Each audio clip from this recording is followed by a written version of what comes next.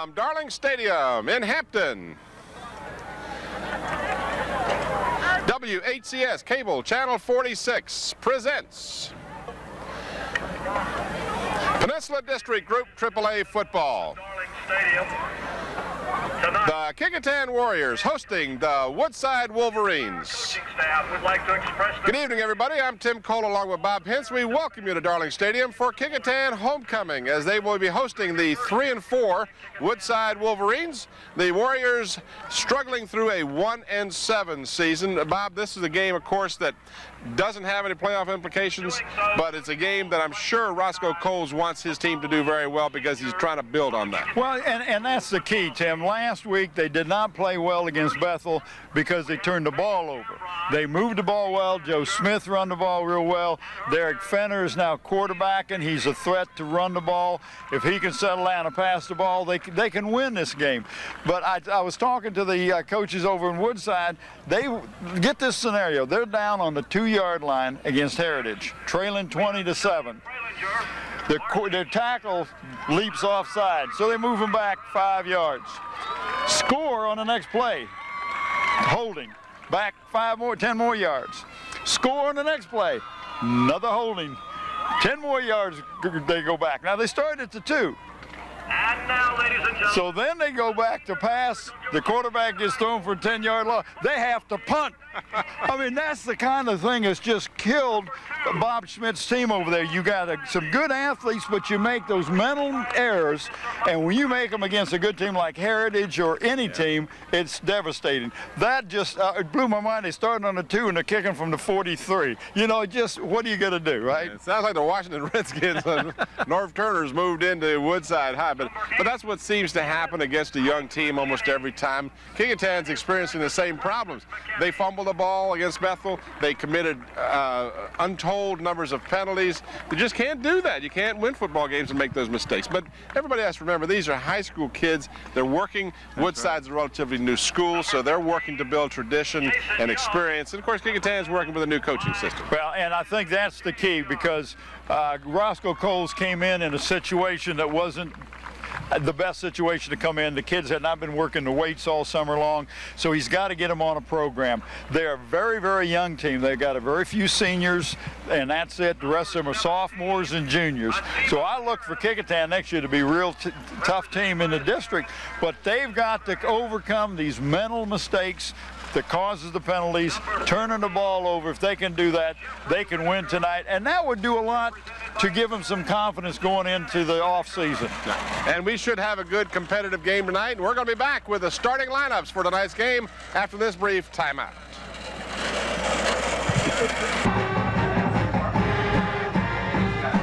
Back here at Darling Stadium, Tim Cole along with Bob Hintz as the Kecoughtan High School Marching Band is performing prior to the teams coming on the field. Tonight's broadcast is brought to you through the sponsorship of the following: Hampton Chevrolet at 1073 West Mercury Boulevard, by Zooms with 5 convenient Hampton locations. When gearing up for your next print job, call Gear Up. By Stallion Brothers Heating and Cooling. And by Wood Funeral Home, where Richard Pulley is the funeral director. Well, Bob, this is homecoming for the Warriors. And, of course, as we mentioned briefly in our pregame show, it's been a rebuilding year for the Warriors, but we will be doing some awards tonight, and you want to tell the folks what we're going to be doing as well? Sure. We will pick a player of the game from each one of these teams tonight, Tim, and they will receive a plaque and a shirt. The plaque comes from Buckwalter Engraving. They're located at Kecoughtan Road. For all your engraving needs, contact Jim at 723-6067. Dave Buckwalter is the owner. The shirt comes from the Islander Hardware and Sporting Goods, and they're located in Pregame, and they can meet all your sports needs with a full line of athletic goods, both team and individual, equipment and uniforms, plus screen printing. Call Dave Chubb at 868-8467. John Roberts is owner. Let's go. As you can see on your screen, we're having the introduction of the officials. Let's see if we can pick up Carter Ficklen's commentary. We're going to call Woodside white. We're going to call Kecoughtan green. If there's a penalty, whichever captain's closer, come to me. I'll give you what I think's best for your team first, but remember, I got to take the first thing you say, okay? This is going to be a reenactment of the coin toss. We're going to have Kecoughtan winning the toss and deferring that choice till the start of the second half. Step down here with me, Woodside captain. Woodside will receive the first half kickoff at this end. Shake hands. Have a good football game, gentlemen. All right, so as you can see, the Warriors won the toss and have deferred to the second half. Woodside will receive to our right. And there is the referee in the middle of your picture, and the rest of the squad. There's Carter Ficklin, the umpire is Chris Owens, Frank Herndon is the line judge, linesman. The line judge is Jim Mayhew, and Craig Moore is your back judge for tonight's contest. I'd like to talk about the coaches. For Kecoughtan, head coach is Roscoe Coles. His assistants are Tom Closer, Will Burton, Derek Fenner, Al Morrow, Trace Parham, Dion Ruffin, William Washington, and Corey Thomas. And Dion Ruffin wanted me to recognize the JV team that he coaches the JVs, and they won 14-12 over the Woodside JVs. The Woodside coaches, head coach Bob Schmidt, assisted by Jason McCollum, John Richardson, James Holbert, Mike Janis, and Al Felton. All right, just about set to get this one underway as the Warriors have been slow to arrive on the field. I guess Roscoe Coles has had a few extra minutes of conversation. The officials are patiently waiting for them, as are the Wolverines of Woodside. Maybe a little psych job going on here. Well, maybe, but you also, if you're late coming out for the start of the game, you can get a penalty. Here they come. We will show the Woodside offense and the Kecoughtan defense as soon as we get a chance.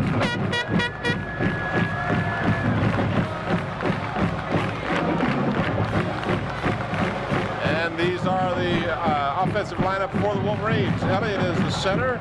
Huggard and Lorenz are the guards. Hamilton and Cabrera are the tackles for the Woodside Wolverines. The tight end, Tim Simmons. Epps is the split end. The wing is Holmes. Fullback is Davis. Reggie Johnson, the tailback. And your quarterback is number 12, Demetrius Gunter.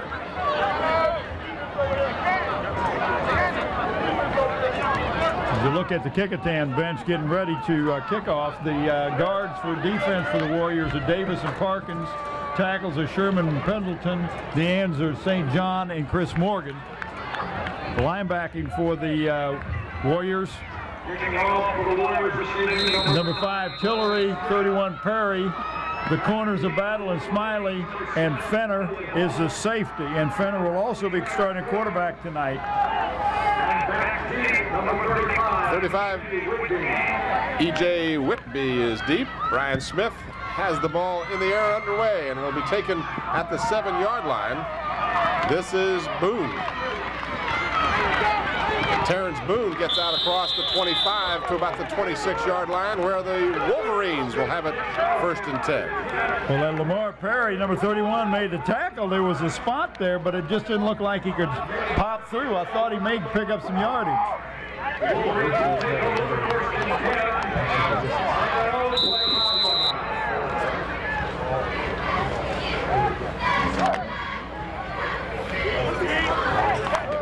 Hey, you two flip, EJ. EJ, you right here, flip. Hey, watch the 40. Let's go to the 40. From the 26-yard line, just underway, the Wolverines in the white uniforms with the green trim. As you look from the sideline camera, the pitch goes to Johnson.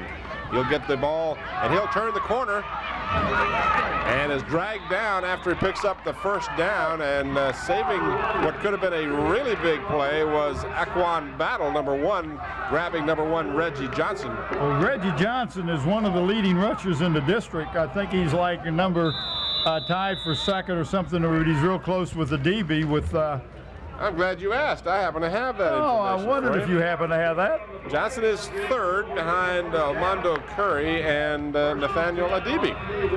Well, I was close. I thought he was either tied for second or third. So Actually, he's tied for second, if you want to talk about total yards. well, see, I do have a memory, Yep. in spite of what Kellen says. Johnson does have 9 touchdowns, and that is ties him for first with Armando Curry. This time the Wolverines come to the near side and get the ball out to about the 37-yard line. A loss. Well, actually, they lost a yard. Lost a yard. Yeah, Second down and 11. He fooled me for a minute. I heard the PA announcers say second down and 9. Yeah, Chris Morgan, number 12, made the stop. Chris Morgan, our player of the game last week. Plays that defensive end, does a lot of movement, little stunts. The Kecoughtan looks like they've got 7 men up on the line of scrimmage. Back on play action. This time the ball carrier is number 44, Kenny Lambert. That's just a quick hinter up the middle, but number 5, the Purvis Tillery, just stayed at home where he's supposed to be and made the tackle. They picked up, what, maybe 2? 2 yards for Lambert, so it's third down and about 9. 12-minute quarters in high school football. Most of the rules are similar to that of college.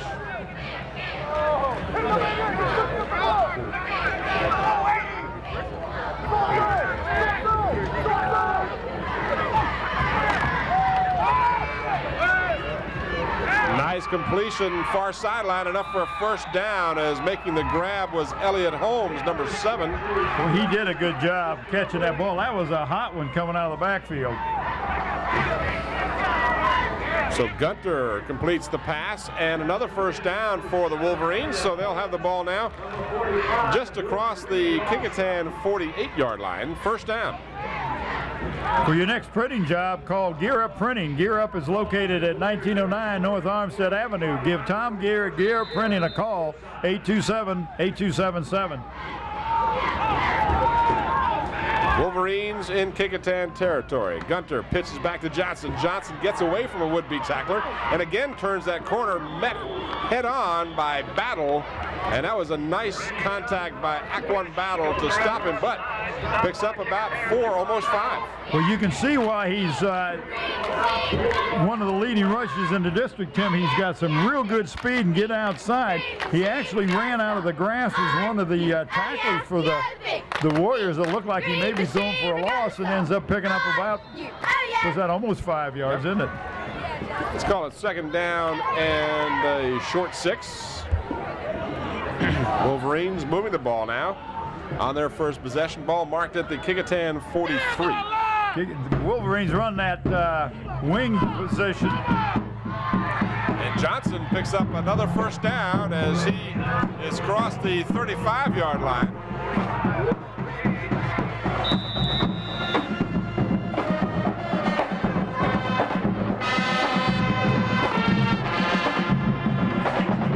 And our Kecoughtan band is back, Bob. Yeah, and I'm glad they're sitting right up here where everybody can hear them.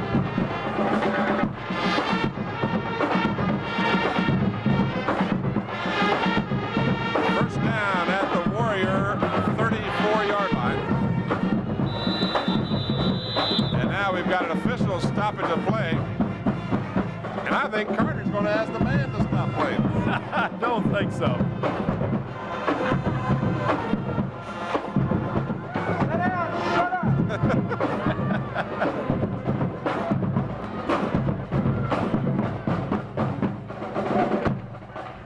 Thank you, Carter Ficklin. I will definitely have something in his Christmas package this year. It's not that we don't love the band. The band does a great we don't job. love the band. We don't love the band. Oh, Tim said that. No, I'm teasing. We love the band, but we love the band sitting over on the 20-yard line. And actually, I guess there's some kind of rule about playing the band while there's play going on. So now, of course, they could play the band, but hopefully they won't. Well, we're going to have a timeout here, and while we have the timeout, the offense that Bob Schmidt runs over there at Woodside is a wing formation with the split end, and that's very similar to what Roscoe Coles wants to put in at Kecoughtan. So it's kind of neat to see how this is working. Bob Schmidt's done a great job. He coached at Denby. He was at York High School for years. Has done a great job wherever he's been. And this is a positive thing for the Wolverines to move the ball, especially on your first possession. I can't tell you I've ever seen a referee tell the band to stop playing. That's a new one for me. And there's our man, Mr. Braxton, up there.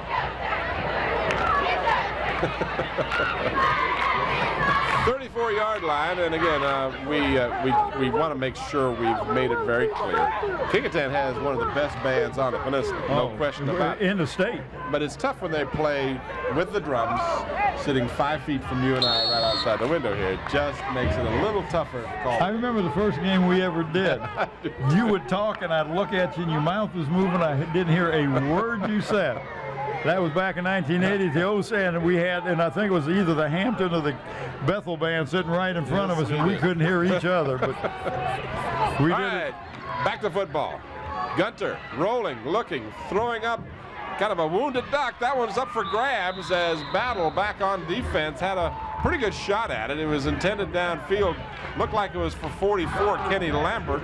Well, that's who it was intended for, but Tim, Battle was really getting Johnson. No, who was the quarterback? Gunter.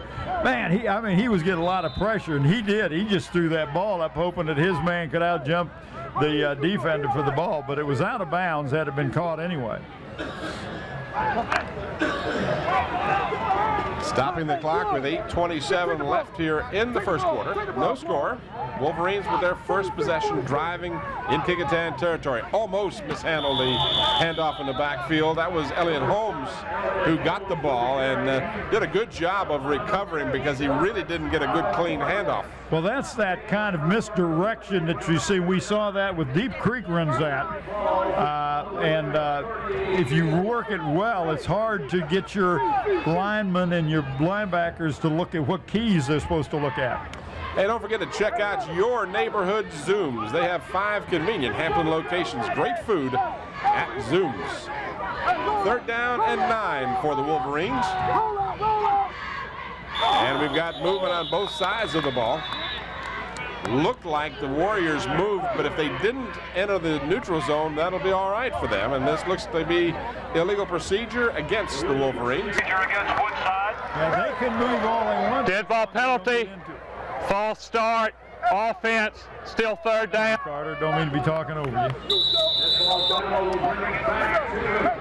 The defense can move as long as they don't enter the neutral zone is what we were getting towards. Of course, the Wolverines, once you're in that 3-point stance, you cannot flinch.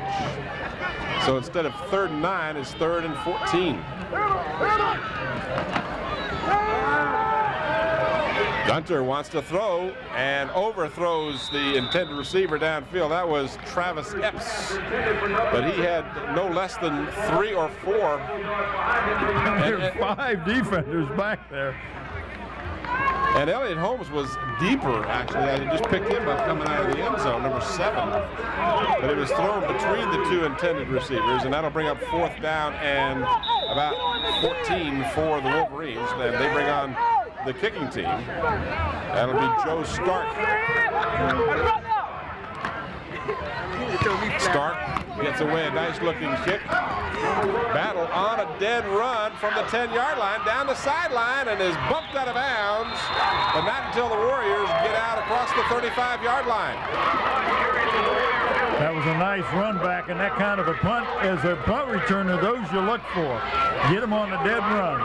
We're happy to have Wood Funeral Home again as one of our sponsors. Wood Funeral Home, where funeral director is Richard Pulley. On staff are Brian Wood and John Ware. We appreciate the corporate support from all of our sponsors. Wood Funeral Home again this year. 29-yard punt, but a 25-yard return for Battle. That was a fine-looking punt return. The offensive and defensive lineups now. If we get the chance, we've got the Warriors, and again, that unique lineup that they had. Derek Fenner, the quarterback, rolling, feeling the pressure, now throws downfield, and it's going to be picked off at the 45-yard line. That is E.J. Whitby, and he's got it back to the 40. So the Warriors, before we can even give you the offensive and defensive lineups, turn the ball over. So we'll hold off doing that until their next possession. But the Warriors, first play from scrimmage, an interception. Those turnovers just keep haunting them. And it really does. That was something that really hurt them last week. But that pass was overthrown because Fenner was getting hit as he threw. Went right to number 35 for the Woodside team, and 35 is one of the cornerbacks, E.J. Whitley.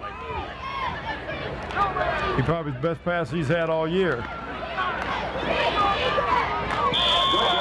5-yard gain by Davis. That's Mondo Davis. He's a junior, 6'1", 195-pounder. Second down and 5 as we approach the halfway mark of the first quarter. No score. Kecoughtan with a record of 1-7, and Woodside with a record of 3-4. Again, as I mentioned in the pregame, though, this game would go a long ways towards building on next season for the Warriors. From the 35, second down and 5. Demetrius Gunter, and that should be a penalty flag. Didn't get one. Why in the world they didn't? Did you see him? Yeah, he was headed for the line of scrimmage, but evidently he straightened up before the snap of the ball, because I was like you, I'm looking for a hanky out there. You can run laterally to the line of scrimmage, back at the front, but he was never going anywhere towards the line of scrimmage. But no penalty flag, but a loss on the play. Well, he came in motion as one of the illegal motion against the offense. Give me a captain. Give me a captain. Give me a captain. If you decline it, they'll have 3rd and 5. If you take it, they'll play 2nd and 10. Taking it, we're going back 2nd and 10. You and I are both surprised. Here we go. Carter will tell us. Illegal motion, offense, replay 2nd down. So they didn't miss it after all, Bob. Yeah, Kenny Lambert just started from his slot position, never went lateral to the line of scrimmage. He was always going forward, and you can't do that. No, and he was thinking more, I got to make this block to seal the thing off, and you can't be thinking I got to make a block. You got to make sure you don't create a penalty. So the penalty makes it 2nd down and 10, negating the 5-yard gain on 1st down. Holmes comes to the near side. The handoff is to Johnson. Johnson picks up a couple.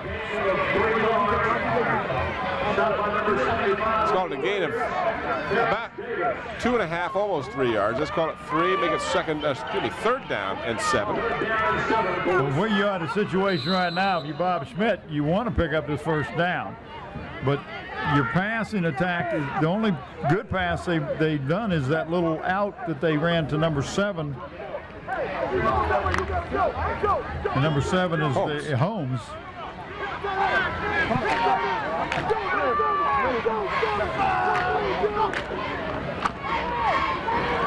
Gunter feels the pressure, and he will be sacked all the way back at the 48-yard line. And that is number 81, Willie. This should be Willie Sherman. Started to give him the wrong name. Willie Sherman on a great rush. Well, what Gunter did that time was wrong. He had the man blocking out there for him. He should have stayed in the pocket. He tried to outrun where the Willie was, and that was not a smart move, but now. So the Wolverines will again have to punt the ball. Stark gets the kick away.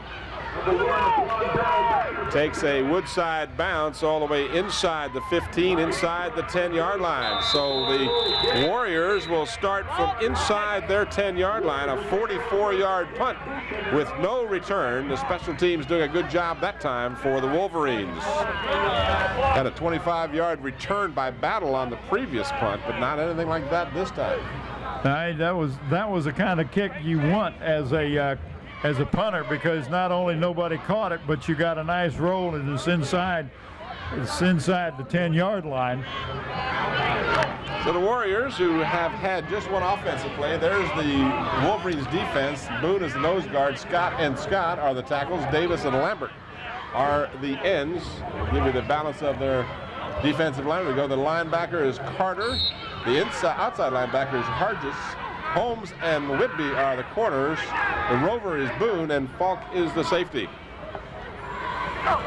Kecoughtan has no backs, Tim. You see what he's they done? had that same formation against Bethel last week, and this time the Wolverines jump Bethel into the used that also last week. We've seen that more and more.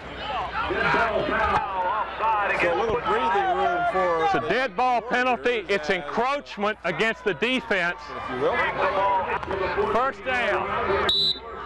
Well, I just picked up a number 71 from Woodside. Let me tell you about this young man next time we have a chance. First down and 5 for Kecoughtan. Derek Fenner on the quarterback draw, and he has got some running room all the way out to the 34-yard line. We'll give you the chance. We'll give you the Kecoughtan offense, and then you see Eubank as the center, Parkinson, DeBusk are the guards, Whitaker and St. John are the tackles. The tight end for the Warriors is Williams. The split end is Tyson. The Z-back is Daly. Fullback Sherman. The tailback Smith. And the quarterback Fenner. What a nice call. Gain on the play all the way out to the 35-yard line. First down for the Warriors. 3:47 remaining here in the first quarter. This is a quick handoff to Smith, and he is stacked up for a loss on the left side. Oh, there was no hole there. In fact, he looks like he lost about a yard. Check that. Willie Sherman, rather, got the handoff and lost a yard. Yeah, that formation is so unusual. I was trying to say bizarre, but it's unusual. Well, and what it does is it pulls your linebackers out into the flats. Nobody is there to cover the center of the field. And you can see why that worked so well for Fenner.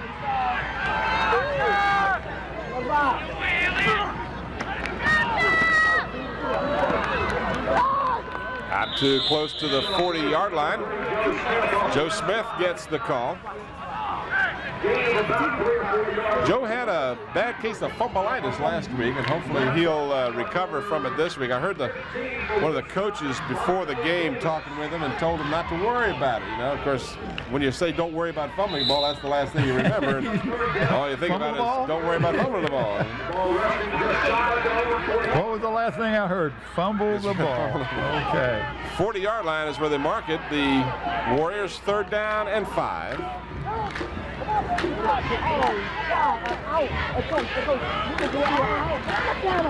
And that is a dead in the water handoff there. That had no chance. It just Joe Daly met by the left side of the Wolverine defensive line and stopped that play cold. So 4th down and 7 now. 2-yard loss on the play for Daly.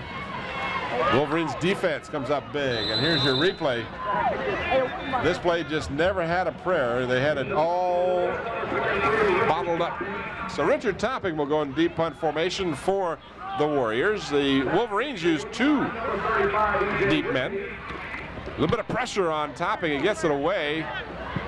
And some good coverage downfield, although the ball takes a Wolverine bounce, and now the Warriors pounce on it at the 43-yard line. Well, I tell you, Topping was lucky he got that off. There was somebody coming through, looked like nobody got him.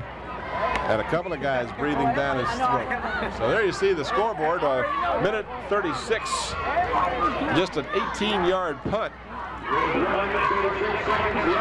No score here in the first quarter. Winding up the regular season, next Friday night we'll be back here as the Hampton Crabbers will host the Menchville Monarchs in a very important game for the Crabbers. Or at least at this point would deem to be a very important game. This is Reggie Johnson on the pitch, and he will barely get back to the line of scrimmage, may have even lost a half a yard. Well, field position right now has favored the Wolverines, but they're not. They get to pick up a first down or 2, and then they just kind of self-destruct. Yeah, Warriors! Come on, guys!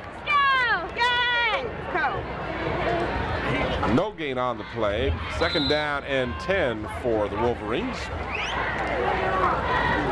Hampton Chevrolet is a locally owned business, and they strongly believe in supporting the community which they serve. Hampton Chevrolet urges you to get involved with your students' school PTA. And we've got motion again. Let's see how this one is. A lot called. of finger pointing out there. That's why they have those guys in the striped shirts to sort that stuff out. Referee Ficklin Carter will tell us. Carter Ficklin. Encroachment. Carter Ficklin.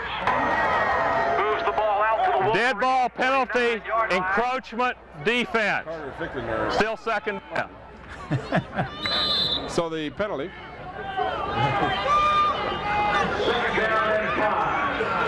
Keeping a tally on these things. 49-yard line. Pitch to Johnson. Johnson will barely get back to the line of scrimmage. Good pursuit by the defense. Well, what made that defense work well that time is you saw number 5, Purvis Tillery, in the backfield, and he was in the backfield making Johnson change the direction he was supposed to go into and not pick up any yards. Good job by Tillery. And then Patrick Butler, number 73, finished him off. So third down and about 5 for the Wolverines. What could be the last play of the first quarter, if in fact they get it away. It's down to 5 seconds. And it looks like the Wolverines may just let the clock run out. Not sure exactly why they would be worried about the clock. There's no wind advantage. We didn't talk about the weather, but I will very briefly. Game time temperature in the mid-60s and a light variable breeze. No weather problems tonight. So we've played one at Darling Stadium, and it's scoreless after the first 12 minutes between the Wolverines of Woodside and the Warriors of Kecoughtan.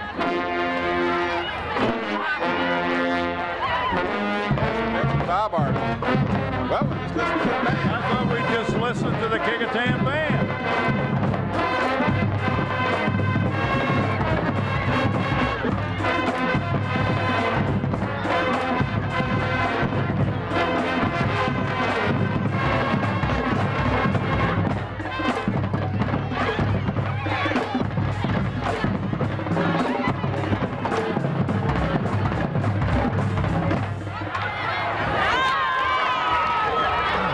Now we're getting ready to start the second quarter.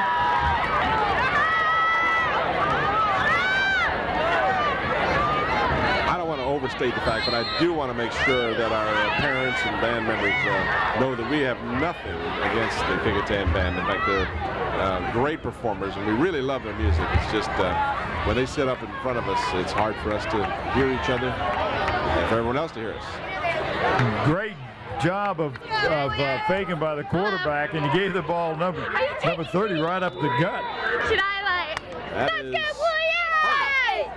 Warriors! Carter. I do want to remind everybody that we will be videotaping the halftime homecoming ceremonies, and those events can be seen at the conclusion of the ball game right here on Channel 46. So we definitely invite you to stay tuned for that at the conclusion of the game. Ball is marked at the Kecoughtan 42-yard line. First down for the Wolverines, as they have controlled the ball for the better part of this first half, but have been unable to get any points on the board. Gunter is going to be wrapped up and sacked all the way back into Wolverine territory. Well, that was a quick pass to the tight end, but the tight end didn't get out there because the defense held him up at the line of scrimmage, which is perfectly legal. Here's your replay. You're going to watch Willie Sherman and Parkins just come in. Willie Sherman never touched, and he got his second sack of the first half.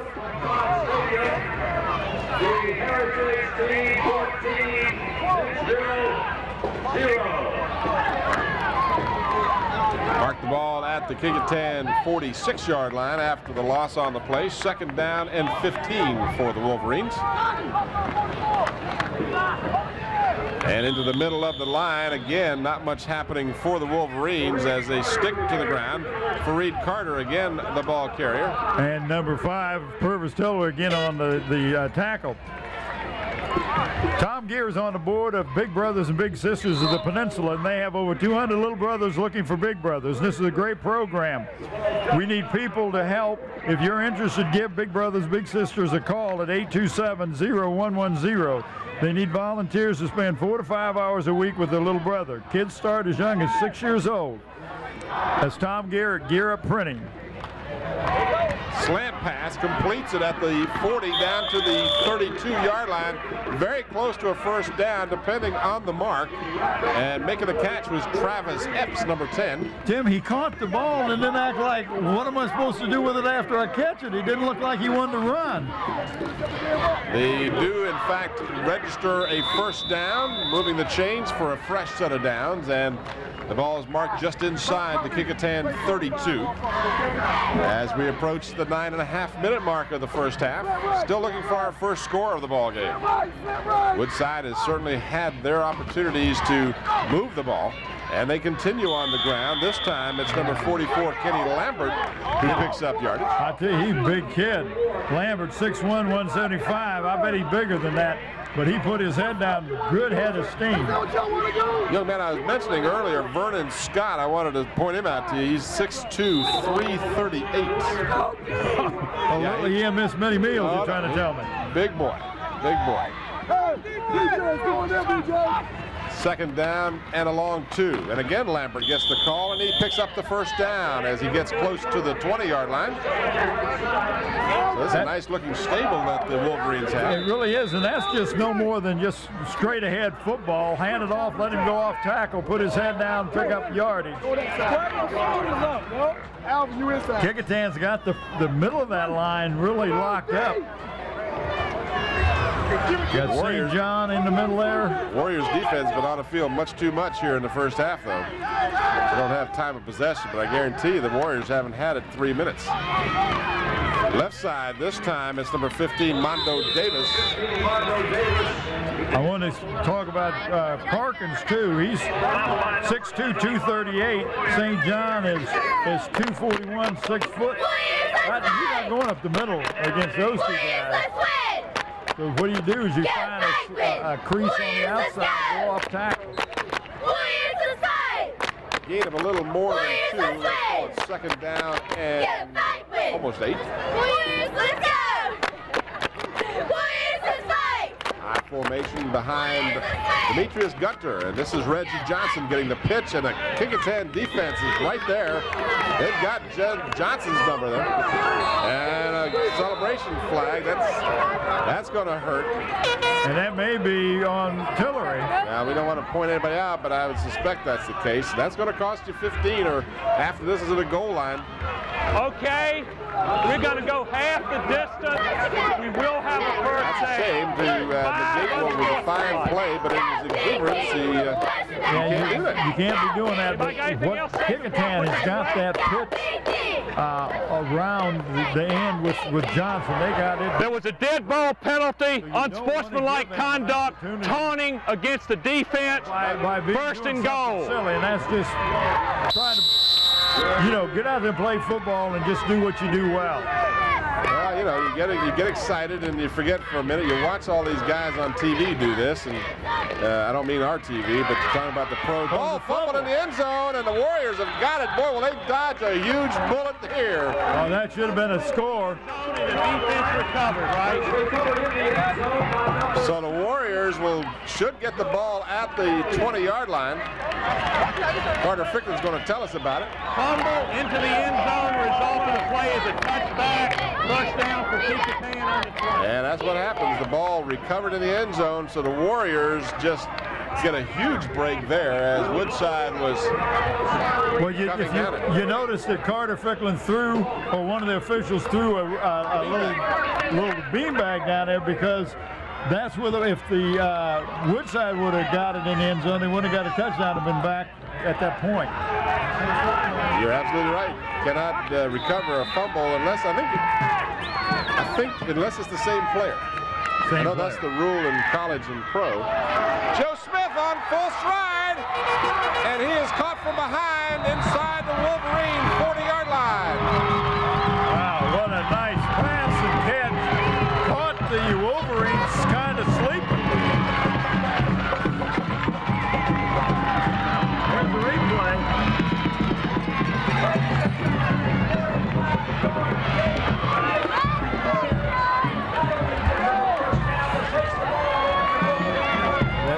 42-yard gain. That's the first time they've had field position tonight, the Warriors. The PA announcer gets a little excited. You got to work on his math. He's at a 45-yard gain. The first play from the 20, adding 42 yards. I'm second. Derek Fenner on the option and will not get an opportunity to pitch the ball. Great job by the Wolverines to just really string that out. There was nowhere for him to go. Clock moving with 6:45 left here in the first half. Rapidly moving football game. Both teams sticking to the ground predominantly. But the Warriors with a big 42-yard pass to Joe Smith. Now it's second down and about 13 after the 3-yard loss by Fenner.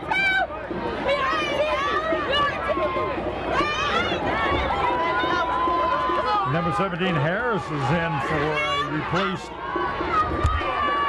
I'm trying to see the player.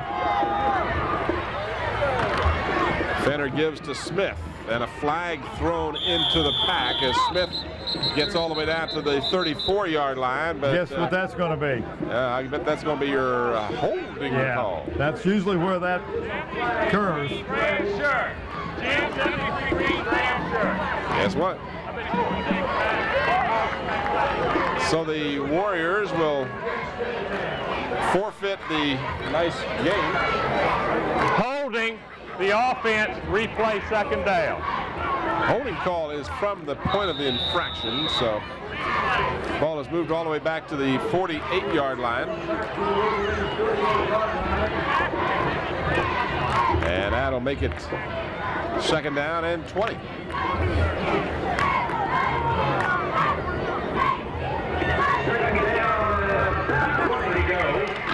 Fenner back to pass, has some time, fakes short, goes long, got double coverage, and again it's picked off. Same man, same kind of play. You just can't throw that ball up like that. That was the second pick of the ball game by E.J. Whitby. Double coverage, you just can't throw that pass. You just can't throw it when you got. Here's the replay. You're going to see it. He had plenty of time this time. The offensive line did a nice job of blocking for him. But you see double coverage and then just not there. Daly was the intended receiver. Whitby with his second pick of the first half. Right now he seems to be the favorite receiver. Unfortunately, Fenner's not wearing the same colored uniform. We've got all kinds of movement on both sides of the ball, but of course the defense can move, and then we'll see how this call goes. But it is starting to resemble the Flag Day again. Encroachment against the Warriors. 7 penalties called here in the first half. Dead ball penalty, encroachment, defense, first down. So that makes it 1st and 5 for the Woodside Wolverines, coached by Bob Schmidt.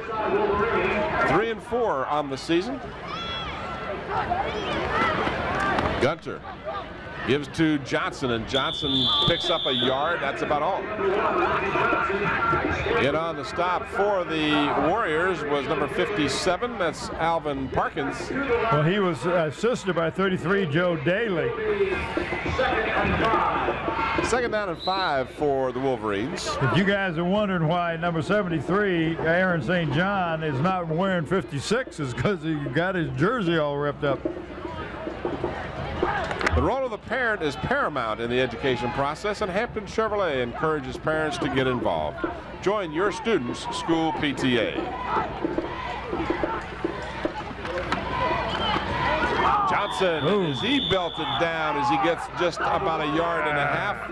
Delivering the knockout blow was Terrence Davis, and boy did he put a lick on him. Hey, Zooms is the place to go if you have that craving for a hot sandwich and watch the replay. And an order of hot potato wedges. Watch the replay as Davis just lowered the boom on Johnson. Zooms with 5 convenient Hampton locations. Tim, there was 1st and 5, and now it's 3rd and 2. So you didn't pick up many yards in two carries. Well, the defense has been tough for the Warriors when it had to be. Johnson gets the call again, and this time he has the first down and then plenty more as Battle slows him down and then finally takes him out of bounds inside the 45 at about the 41. But there's a penalty flag back at the line of scrimmage. See how this one goes, and this one may come back. We got a clip. Yep, got a clip against the Wolverines.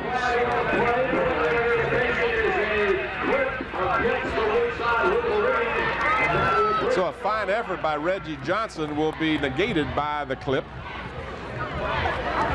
And they'll move the ball all the way back to the 27-yard line. That hurts. Killed the clock. He picked up the first down. Had a clip against the offense, replay third down. So what would have been a first down at the Kecoughtan 41 moves all the way back to the 26-yard line. Still third down, but now instead of a first down, it's third down and about 13, almost 14 to go. Gunter back to pass, sets the screen pass up, and is it intercepted? Let's see, I believe it might have been. Yes, they say it is. So Parkins comes up with the pick. Here's the replay. From the ground level, you're going to see Parkins just going to lunge. Yeah, that was a nice, clean interception. Excellent camera work, but it was a screen. Parkins didn't get fooled. He was right in the middle of the screen, and that's why he got the interception. But shows great hands. But look at the field position the Warriors have. They ought to come out with nothing less than 3 points. They've got a field goal kicker in Brian Smith that can kick from this position. Plenty of time, 3:51, and they've got 2 timeouts remaining. Toss to Joe Smith, and Smith puts his head down and bowls over a couple of Wolverines down to the 10-yard line. Man, did he want that? Don't start that dance thing again. Yeah, you want to don't celebrate. No. Here's the replay. Watch Joe Smith on the pitch. Right here. Boom. I mean, he just put on his backside. That was looked to be 44. I believe that's who it was. He's 44-24 maybe. I think that was Kenny Lambert, the linebacker on that side. And Joe Smith just bowled him over down to the 11-yard line. 1st and 10 at the 11. Now the Warriors can score. Can get a first down without scoring, although that play will not help them much as Smith is stopped cold and appears to be shaken up on the play. But Jason Boone did a great job. He had a blocker on him, and he just fought it off and made the tackle. Joe Smith seems to be favoring his right shoulder as he comes out. So Joe Smith slowed and stopped. The 11-yard line.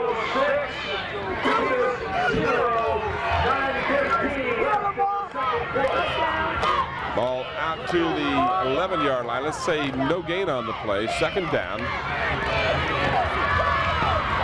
And the gain back to about the 10-yard line. The pitch that time coming to Lamar Perry to the 10. 10-yard line is where they mark it. 3rd down and 10. Kecoughtan trying to get something on the board. 2:10 remaining in the first half. Wolverines nothing, Kecoughtan nothing. This game videotaped for you back on October, let's see, what day? 30th, the day before Halloween, 1998. You got your costume on? This is the mask I got right here. Is that scary or what? You know what I'm going as? Uh-oh. Fenner on the quarterback draw gets to about the 8. Coaches up here from Woodside saw that one coming. They saw it coming. They knew the formation. I thought I'd go as a golfer. Boy, talking about golf, yeah. I had a great day today. I missed you out there playing golf. I missed you not calling me to go out there. Well, we got one of the guys out there. One of our the marshals. They call him Shark, and he's not the shark the golfing fame. Is that right? But he keeps telling me, he says, you don't talk back to me. And I said, what do you mean? He says, I talk to you all the time. I see you on TV and you don't ever say anything. Brian Smith will try a field goal of 25 yards, and it is blocked. So the Warriors do not get the 3 points that we thought they would at least get out of that great field position. Brian Smith's blocked field goal is recovered by the Wolverines at the 13-yard line. So we remain scoreless with 59 seconds to go in the first half. You got to give him some protection. With 59 seconds left in the second quarter here at Darling Stadium, we have a young gentleman by the name of Zane Klopp who is celebrating his 10th birthday today. Well, that's a slow day at Darling Stadium. All right, the Wolverines, with a second less than a minute, will have the ball. Picks up a couple of yards out across the 15. Reggie Johnson, again the ball carrier. Out to the 17. I thought we had an important announcement coming here. Young man's birthday. It is if you're that young man and it's your birthday. You bet it is. So we're hearing some partial scores that are very important to the standings. One of the scores we had heard was Phoebus trailing early in the first half at Henrico. But of course, when you see this game, you will already know the outcome of that contest. We approach. You're living in a cave somewhere. Approach the 22nd mark in the first half. Johnson is wrapped up after a loss on the play of about a yard. And unless someone calls a timeout, that could be the last play of the first half. And now someone does, in fact, use one of their timeouts.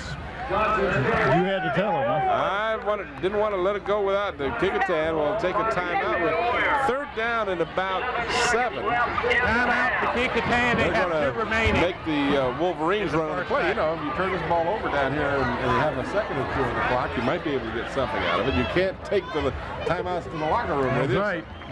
Might as well. They don't accumulate.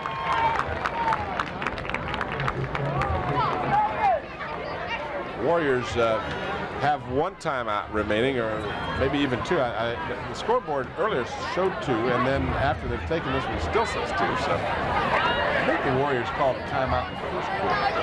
Well, I know the Wolverines did. That maybe it's the Wolverines.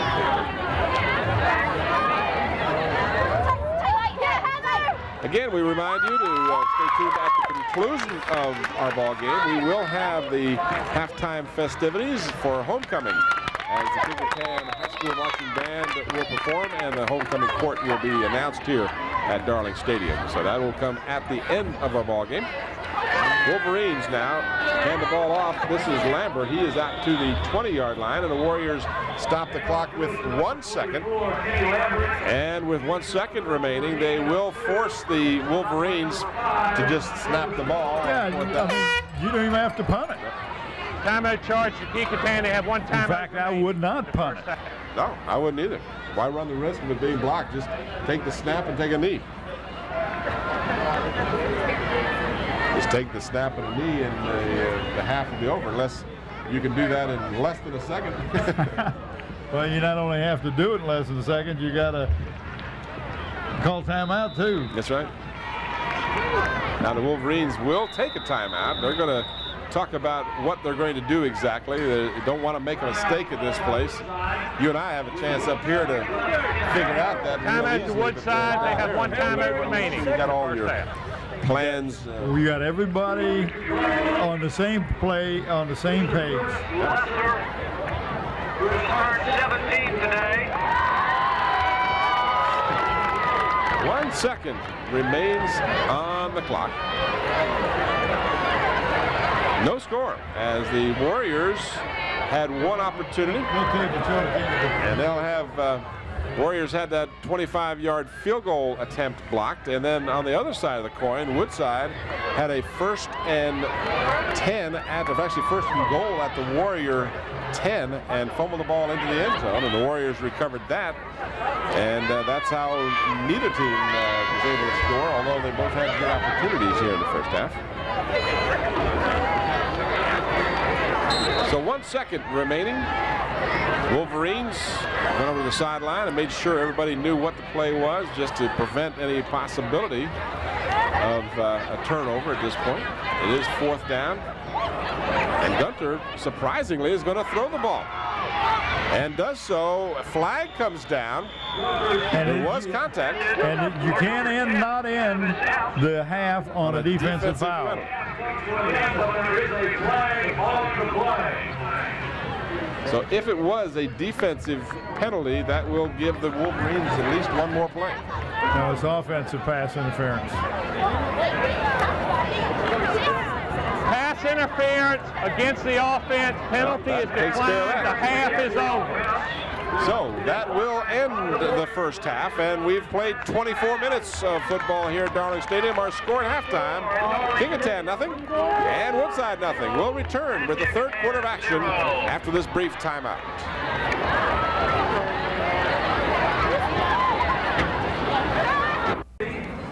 Back here at Darling Stadium at halftime. Our statistics real quickly for you. For the Wolverines, 26 rushes, 62 yards. Reggie Johnson leading rusher with 14 for 34 yards. In the passing department, Demetrius Gunter, 2 of 6 with 1 interception, 26 yards total. They had 6 first downs. They fumbled the ball once. They lost that one, and they were penalized 3 times for 15 yards. Total offense, 88 yards for the Wolverines in the first half. For the Warriors, they rushed the ball 10 times for just 36 yards. And Derek Fenner was your leading rusher with 3 for 20. Just 1 of 3 passing for Fenner with 2 picks, total of 42 yards. Total offense for the Warriors, 78 yards. They registered just 3 first downs. They did not fumble the ball, and they were penalized 4 times for 35 yards. So, as you might have expected in a nothing ball game, not much offense, but the Warriors defense did the job, and now Battle has the sideline. He is knocked out of bounds, but he'll have great field position at the Wolverine 45-yard line. And that was a great job that time of him getting the outside. The contained people for the Woodside just went inside. He went around the outside. Great run back. Tim, we will pick a player of the game from both of these teams tonight, and those 2 players will receive a plaque and a shirt. The plaque comes from Buckwalter Engraving, and the shirt comes with Islander Hardware and Sporting Goods. 50-yard kick, a 45-yard return by Aquan Battle. I hope I pronounced his first name correctly. We got a tackle eligible on this play, number 50. This is Joe Smith, and he picks up a couple yards.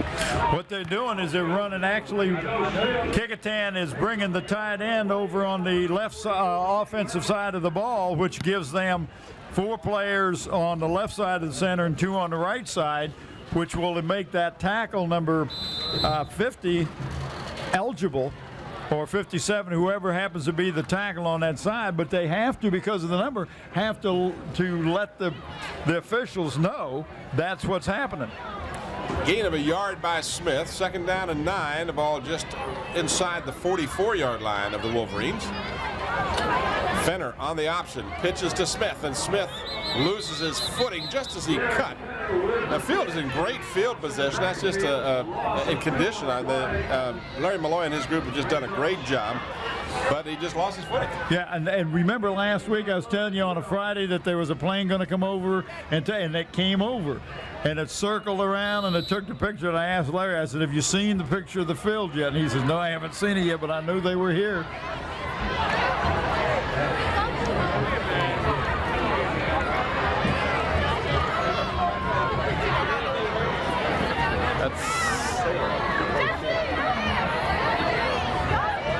Third down and 12. Fenner throws up again for grabs, and just through the luck of 2 Wolverines battling for the ball, it falls incomplete. Joe Smith, again, the intended receiver. But it looked like the Wolverines might come up with their 3rd interception. That was Dexter Falk, if you watch the replay here. Fenner pumped and then threw it up again, and again, just into a crowd. You just can't throw that pass. No, you can't. Richard Topping back to punt for the Warriors. See what kind of protection he gets this time. Topping gets a good kick away. It'll take a Kecoughtan bounce. Whitby thought about touching it, and then it's down inside the 15 at about the 12-yard line. Speaking of Topping, we want to thank, I guess it's Mrs. Topping. Mrs. Topping, Could be absolutely. Mr. Topping, you know, us guys do, but they sent up a couple of cookies for us to taste, and my gracious, were those good. 35-yard punt with no return for. Now what? Now these young ladies are throwing the footballs up there. They're getting up there. Are they throwing like girls? Like you said, Bob? No, they're not. They're throwing like athletes. Especially Kristen. I'm watching her down there. She's doing a great job. From the 13-yard line, the Wolverines 1st and 10 with their first possession of the second half. Wow. That is wrapped up by the defense. That is number 44, Kenny Lambert, and Lambert is thrown for a loss. Parkins is the one that got him in the backfield. Parkins is having a great ball game. He's got an interception and a couple of fine defensive plays. Willie Sherman has had a couple of sacks.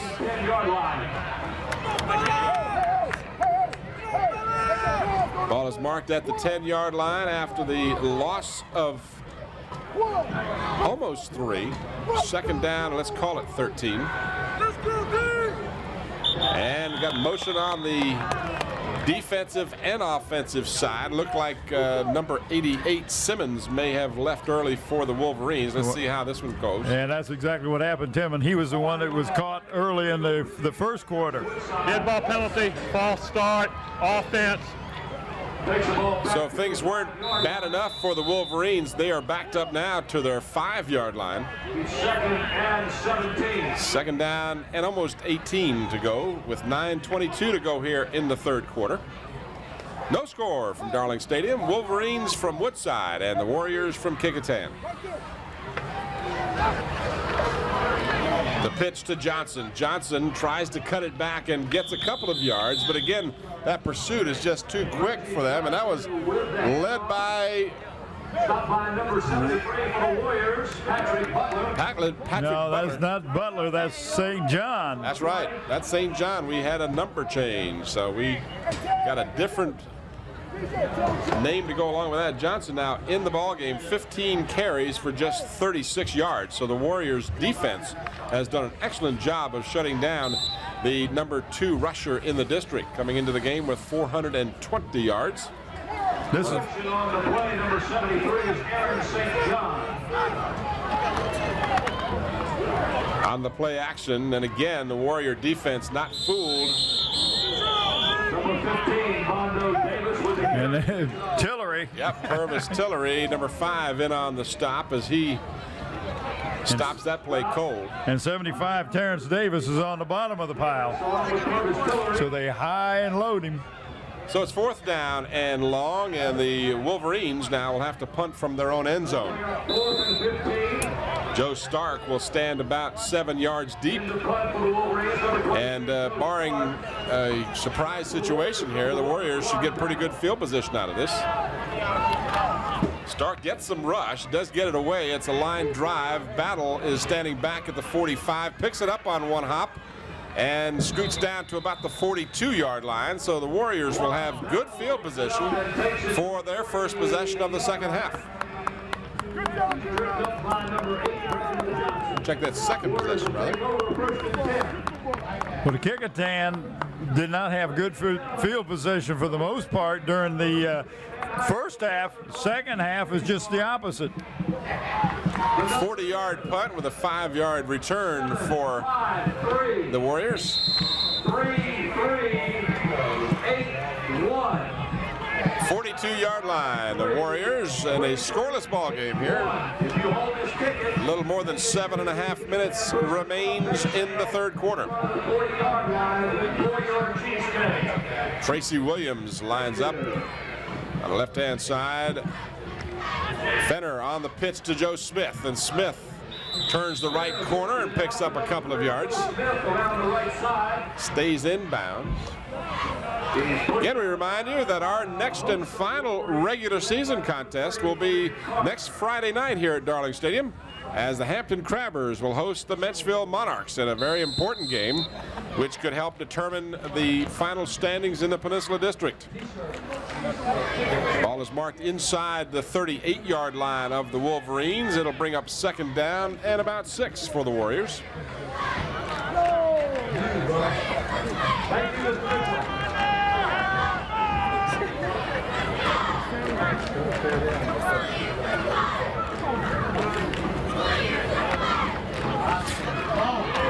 Smith gets the corner, and it gets pushed out of bounds, but not until he reaches about the 22 or perhaps the 21-yard line. That'll be a first down. Number 32, Dexter Falk.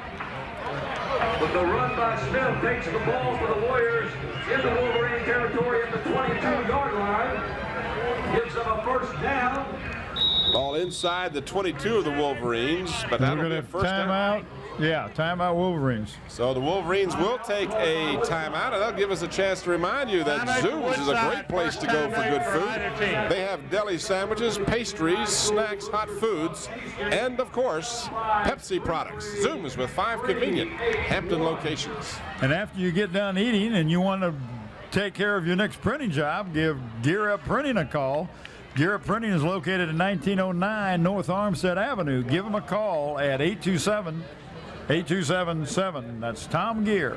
And then when you get back from your printing, you probably want to make sure the house is nice and warm. Oh, yeah. Then who do we call? Well, you call Stallion Brothers Heating and Cooling. They're locally owned and operated, and they service and install most brands. 24-hour service and never an overtime charge. Give them a call, 825-1416 or 850-5564. Stallion Brothers Heating and Cooling. And WACS Channel 46 welcomes you to the Math Zone, a live televised interactive call-in program for students to get help with their math. Join Tyler Elementary teacher Cassandra Hamilton and Davis Middle School teacher Sherry Martin on Tuesdays and Thursdays from 5 to 6 p.m. So give them a call at 850-5426. That's 850-5426. All right, the Warriors with a first down inside the Wolverine 22-yard line. Again, had an opportunity earlier. Joe Smith tripped up, but he gets down inside the 10. First and goal for the Warriors. That was a nice hole on the left side that time. Warriors had a 25-yard field goal attempt blocked in the first half, but they have their best position now at the 9-yard line of the Wolverines. First and goal for the Warriors. 9-yard line. In the game now, Smith 9 carries for 50 yards. As we approach the halfway mark of the third quarter, the Warriors looking to get some points on the board. Looking for just their second victory of the season. This is Smith. Smith spins away from a would-be tackler and finally bumped out at the 3. What a nice second effort by Joe Smith. Well, Mondo Davis, number 15, Tim, hit him in the backfield, had him, he thought, wrapped up. Smith did a great spin job, got away from him, and took it right down to almost the 2-yard line. Second well, actually, it's almost the 3, isn't it? Yep, almost the 3. Second and goal. 3-yard line. It'll be second and goal. Smith would appear to have recovered from being shaken up in the first half. He was running the ball quite nicely and then left the game and looked to be favoring his shoulder. Might have pinched a nerve in his shoulder. We got penalty flags on the play. Looks like they may have been before the snap of the ball. Well, and usually that's somebody offensively. No. There was that, and that's exactly what it was. Substitution infraction. We got actually we have illegal substitution. Apparently the Wolverines had too many players on the field. Still second down. So see a player coming off and no one coming on, so something would tell me that's the right call. Substitution. Takes the ball down to the 1.5-yard line. Second down for the Warriors. So second and goal, the ball inside the 2. Now the Wolverines get another player on the field. I'm going to assume that is not the 12th player. Smith, and he is tripped up by Lambert. Kenny Lambert with a nice tackle. Smith had a head of steam, but Lambert just shot the gap and made a nice defensive play for the Wolverines. He sure did. Actually a loss on the play of perhaps a yard. We're going to have a timeout by the Warriors. They need to check this out. While we have a timeout, academics play a key role in the NCAA clearinghouse procedures. Certain criteria must be met by your son or daughter in order to participate in athletics at a higher level. For additional information, please contact your guidance counselor, coach, or athletic director. 5:38 remaining in the third quarter. This is a crucial 3rd and goal for the Warriors. As I mentioned earlier, if you joined us late, the Warriors had a 25-yard field goal attempt blocked by the Wolverines in the first half. That was really their only golden opportunity to score, although they did have at one point a first down at the 11-yard line, but that one bogged down, and that's when the field goal attempt was blocked.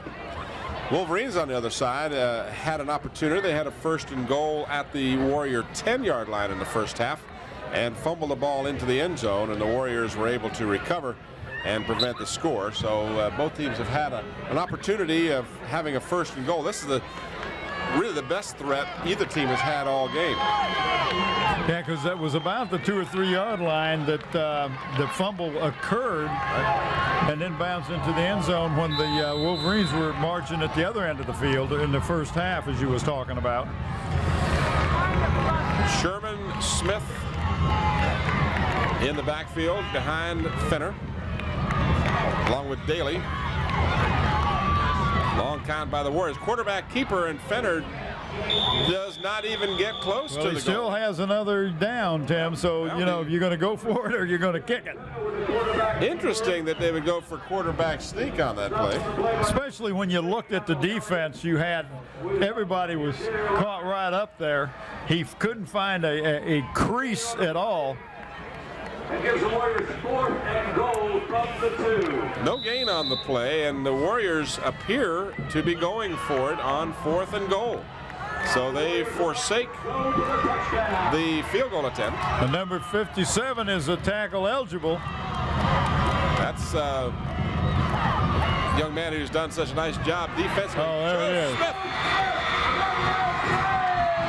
So Joe Smith just walks in after the Warriors were bogged down.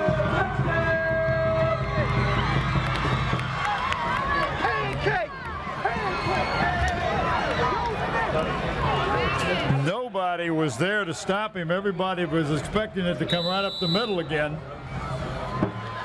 There you saw the replay. Joe Smith untouched into the end zone from 2 yards out, and the Warriors score first. Now Brian Smith will be on to try to kick the extra point.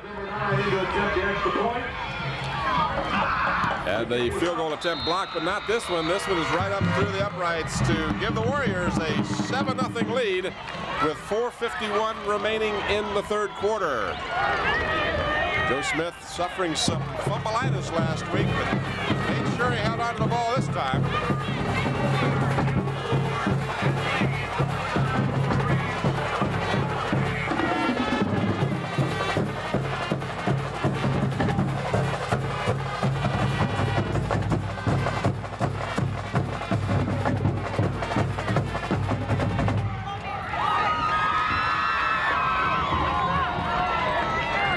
Again, we invite you to stay tuned at the conclusion of the ball game for the homecoming festivities that occurred at halftime. The Queen and King and all that good stuff, their court, and the high school marching band, Kecoughtan High School Marching Band performing.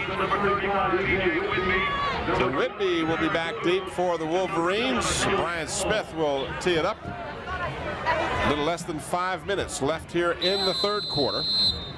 And the Warriors score the touchdown. Onside kick attempt. The ball is a live ball. It's still there. And Kecoughtan got it. Did they? I believe yes, they did. Number 4. Yep. Marvin Miller.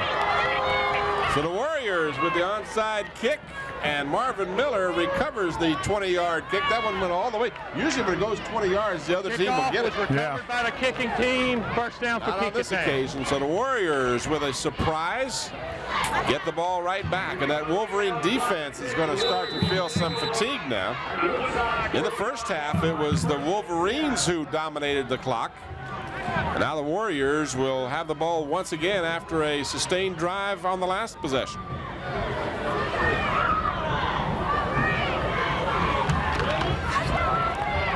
Fenner, his pass in the area of Willie Sherman. And that was one of these, he was in trouble saying, it's like a hot potato. Here, you take it. And Willie said, well, I got a defensive man right here in my face. I don't want it. So let's drop it and just stop the clock. You know, in defense of some of the decision making, let's remember that Derek Fenner is a sophomore, and he will get a whole lot better. He's made a couple of, in my opinion, some questionable choices on some passes, but that'll come with time. Fenner keeps and juggles the ball. The ball is loose and is picked out of the air. No, took it right out of the air. Yeah, Woodside will score. Number 20. Terrence Boone with the fumble recovery.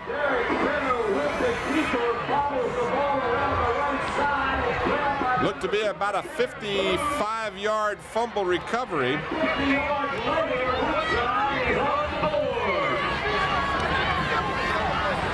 53 yards.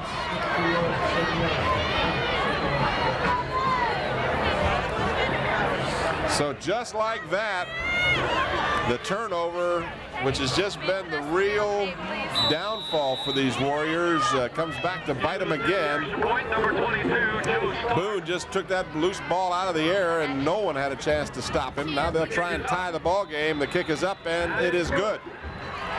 So quickly, just 21 seconds later, instead of 7-0 Warriors, it's now 7-all.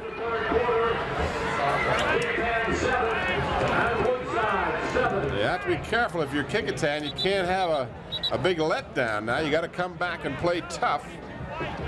Well, you really do, Tim, and that is just one of those freak things that normally a fumble is never picked off in the air, and it was because Derek lost the ball, and as he reached for it, he hit it up in the air right to who was that? Terrence Boone. Yep.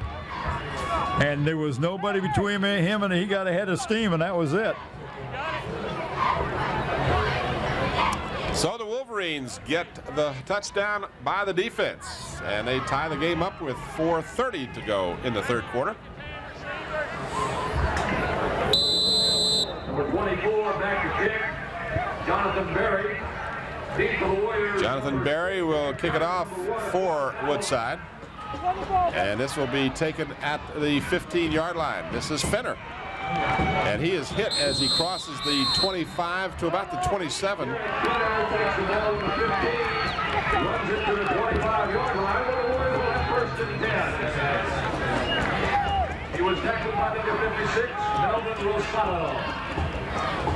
Hampton Chevrolet is a locally owned business, and they strongly believe in supporting the community which they serve. Hampton Chevrolet urges you to get involved with your students' school PTA. That was a 45-yard kick with an 11-yard return by Fenner. Ball is marked at about the 27-yard line, let's call it. So the Warriors now, after fumbling the ball, need to get the offense untracked again.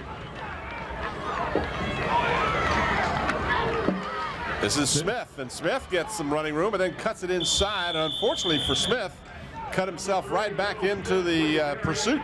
Yeah, and I thought he had room outside, but he may be getting tired. Terrence Boone.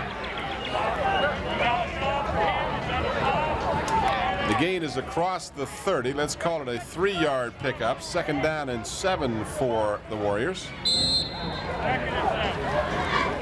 A little bit of confusion about who's supposed to be in there right now.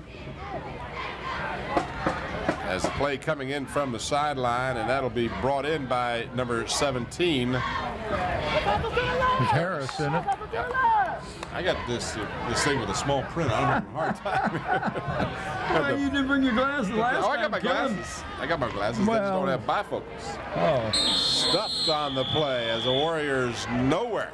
33, Joe Daly with the ball. Joe Daly got the call, but the Warriors got. Number 44, Kenny Lambert. I tell you, Lambert's playing a great game tonight. On the play. The Warriors will have 3rd down and a long 9.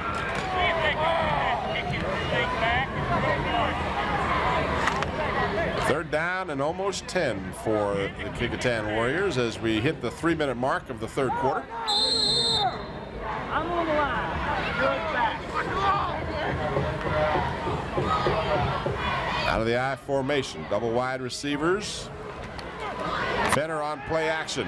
Oh, nice. Bootleg, got a wide open corner if he can get it. And he cuts it back. He's at the 1st down marker and fumbles the ball again. So Woodside gets it right back. Fenner with a keeper around the right side. Had the right play, had a 1st down, but in an effort to pick up additional yardage, he got hit and the ball came loose. Here's your replay. This is a nice bootleg to the right. Woodside, number 71, Vernon Scott. Fenner has the 1st down right here, and then you can't see it very well, but he fumbles the ball, and I think it was number 30 for Woodside that came up with it. That looked like 30, yeah. Fareed Carter. So Woodside, with 2:36 left in the 3rd, gets the ball right back. And this one in Kecoughtan territory. The defense, Reggie Johnson, struggles to get to about the 30-yard line. That'll be a pickup of about 6. Pick up over roughly 6 yards. He's stopped by number 31, Lamar Perry. Perry in on the stop for the Warriors.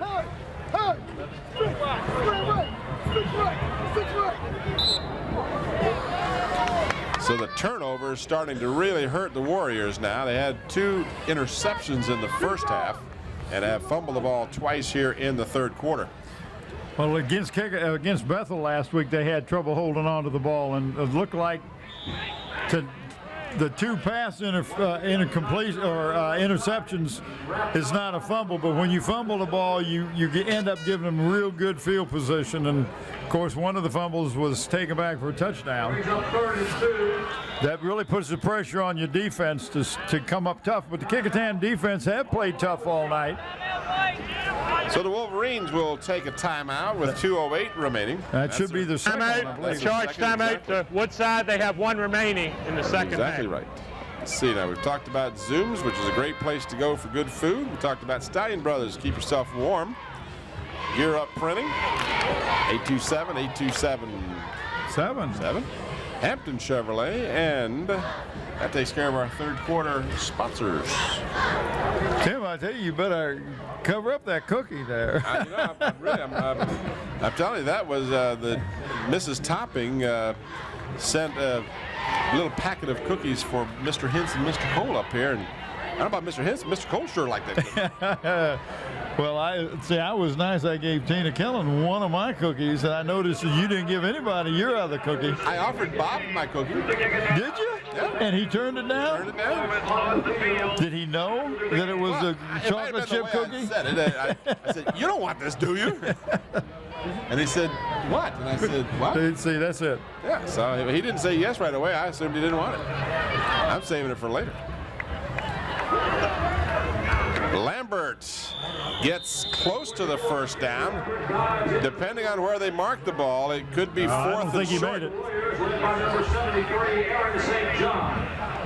Oh, I think you're right. It's 4th down and a long yard.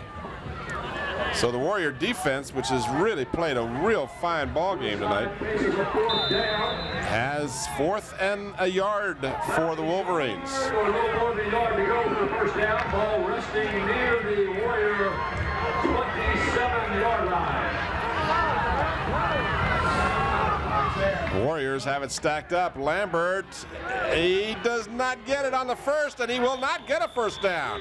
No, what a great effort. job for the defense. Yeah, that's St. John, number 73. by number 1 of Claude Battle and number 73, Aaron St. John. What a beautiful effort by both Battle and St. John. And watch the replay. You're just going to see. Here's Lambert. He is in there. He spins away. Looks like he's going to get away. And then Battle gets him. And then St. John finishes him off. What a fine effort by the defense. So the Warriors hold on 4th and a yard. And fortunately for them, the fumble does not come back to haunt them. So we remain 7-all. And the Warriors take over at their 29-yard line. A little more than a minute and 20 seconds remaining in the third quarter. Fenner at quarterback gives to Joe Smith, and he is stacked up for no gain. Both of these defensive lines are doing a good job out there tonight. I'm talking about on defense for the Warriors, Davis and Parkins and Sherman and Pendleton and St. John and Morgan, Purvis, Tillery, and Perry at the linebackers. For the Wolverines, you're talking about Boone, Scott, Michael Scott, Vernon Scott, Davis, Lambert, Carter, and Hargis, all doing a great job, both teams defensively. Lambert shaken up on the play. Kenny Lambert down and being attended to, as you see him there in your picture. Minute and 6 seconds remaining in the third quarter. Hopefully it's just a matter of the wind being knocked out of Lambert. He's played a real fine ball game tonight on both sides of the ball. Bob Schmidt makes his way out to Lambert. We can get a real good shot from our sideline camera of Ron Baton. Let's talk about our crew while we have a second, Bob. Well, got a new addition to the crew tonight. Don Chiraus, if it wasn't for him, we may not be having this game tonight. He got in the truck. We had some technical difficulty. Him and Scotty working together got everything squared away. We want to thank Don for his help. But Scotty, of course, in the truck along with Bianca Pettaway and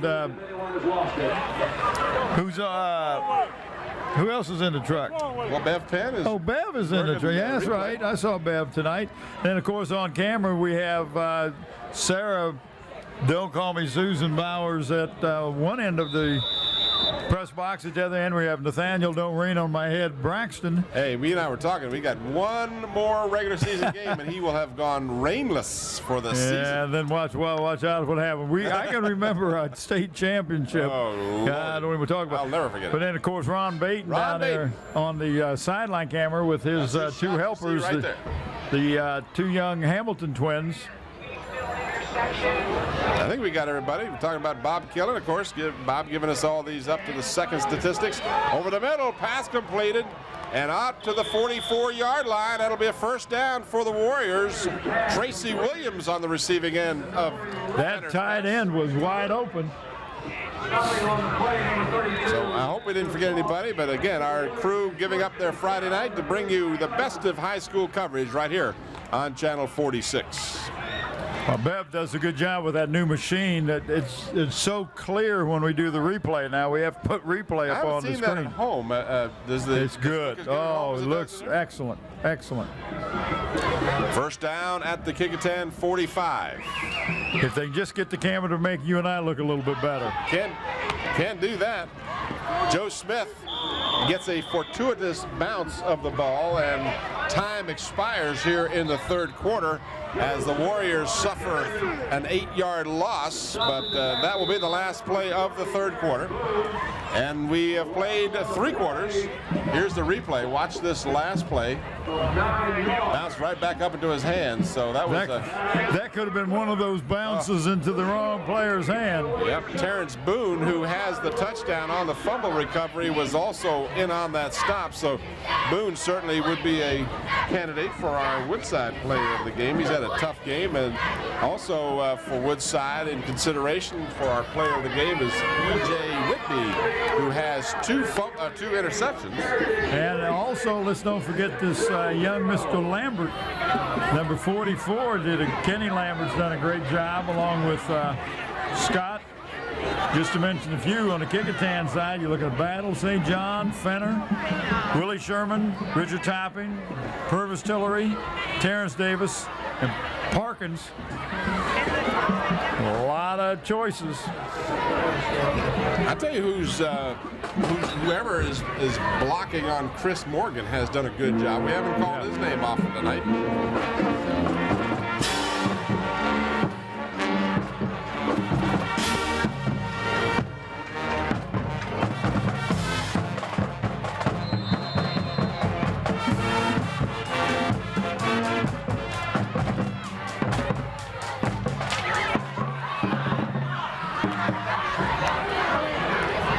Second down and 19 for the Warriors. Daly comes in motion to the near side. Handoff right up the middle. Oh, if he's Nobody got between some him speed. and the goal. Number 31. Woo, what a run. Lamar Perry.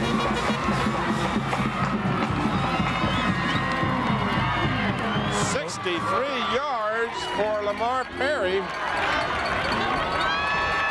There was just nobody in the center once he popped through the line of scrimmage. Lamar, our player of the game in the very first game we did with Kecoughtan this year.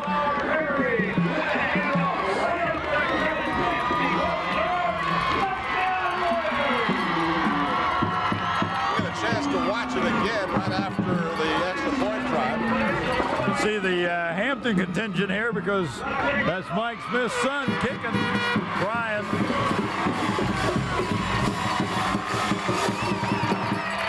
All right, we're going to show you the touchdown again.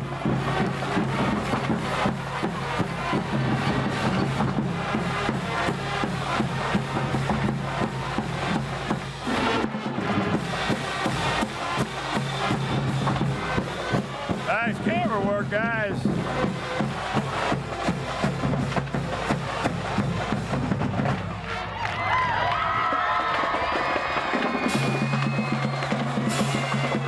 There was no catching Lamar Perry. That clearly was one of those plays where once you burst through the defensive line, there was nobody there. He was in full stride as he got 5 yards from the line of scrimmage. I looked at both linebackers, and they were locked up with somebody blocking them, and they couldn't turn and do anything.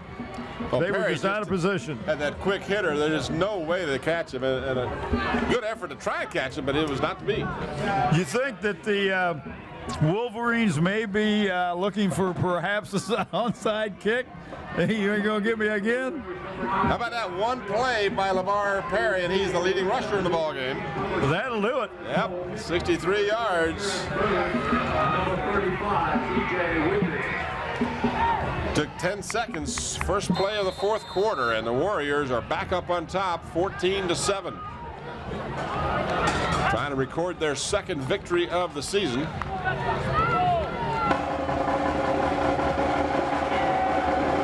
And a good kick into the end zone. That'll come out to the 20. They Don't were see all that up. very often. No, I tell you, Brian's got a strong leg. Everybody didn't think he was going to kick it that far, and he went right over their head. The role of the parent is paramount in the education process, and Hampton Chevrolet encourages parents to get involved. Join your students' school PTA. What are you guys playing basketball over there? Hey, come on! Hey, come on! So after the touchback, the Wolverines will have it at their 20-yard line. They're only scoring this ball game on a defensive fumble recovery and a run back for the touchdown. Pitch goes to Reggie Johnson. Johnson stopped at the line of scrimmage. Good job that time by stringing it out. I tell you, there in St. John and Tillery, they're having a job. Zooms is giving an award to the senior and the football player on each one of the Hampton School teams this year that has demonstrated academic excellence. We've already announced that Phoebus's Mike Brown and Bethel's Rodney Johnson. Tonight, Kecoughtan's number 15, Jason Young, is a young man who has shown academic excellence. These three young men, plus a young man from the Hampton team that we will talk about next week, will all receive a plaque from Zooms for outstanding academic excellence. Thank you, Zooms. Jason Young, a lot of people may recall, he started the game last week against Bethel and then left the game in favor of Fenner. But I understand Young now has been injured. Broke a toe or something. Broke a toe. Yeah. So he is unable to play. And of course, Fenner, just a sophomore, has a bright-looking future with the Warriors. Wolverines taking a long time in the huddle.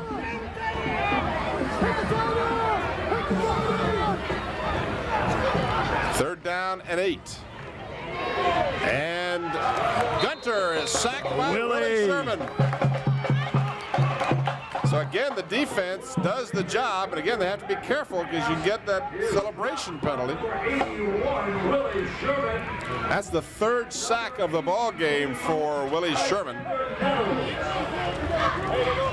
And that'll bring up 4th down and about 18 for the Wolverines.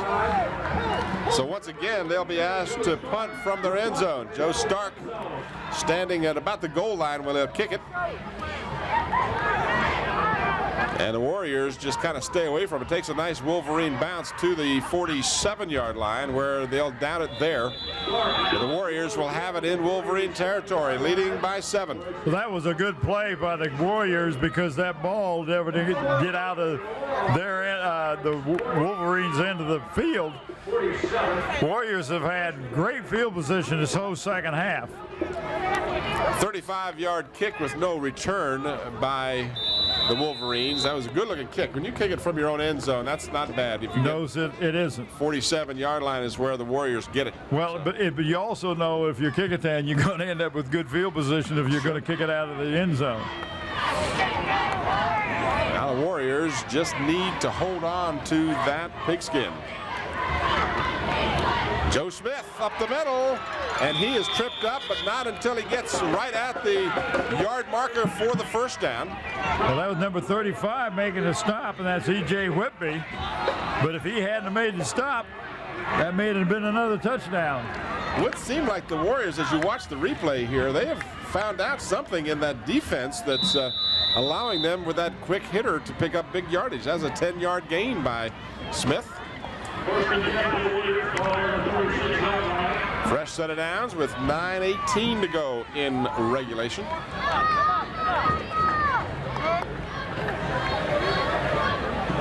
Daly comes in motion to the near side. And the handoff goes to Sherman. Willie Sherman dangerously lunges that ball out to get extra yardage. But boy, you don't want to stick it out there because if you lose it, it's a fumble. That was Mondo Davis is on the stop for the Wolverines. Pickup of about a yard. Let's call it 2nd down and 9 for the Warriors.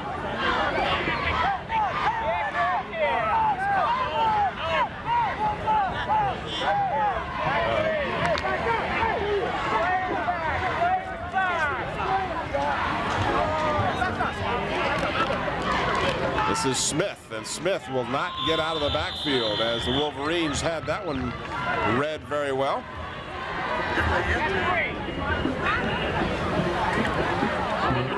Little or no gain, may have just gotten back to the line of scrimmage. Let's actually, they end up losing about almost 2. Kecoughtan seems to be much more effective going straight ahead than they do trying to get outside.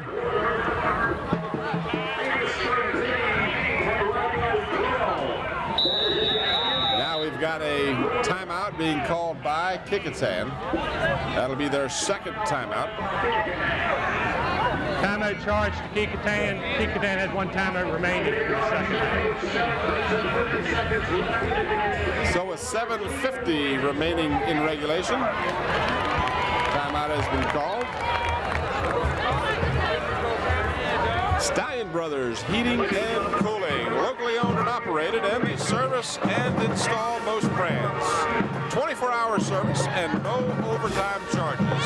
Give them a call at 825-1416 or 850-5564. Let's listen to the Kecoughtan band for more.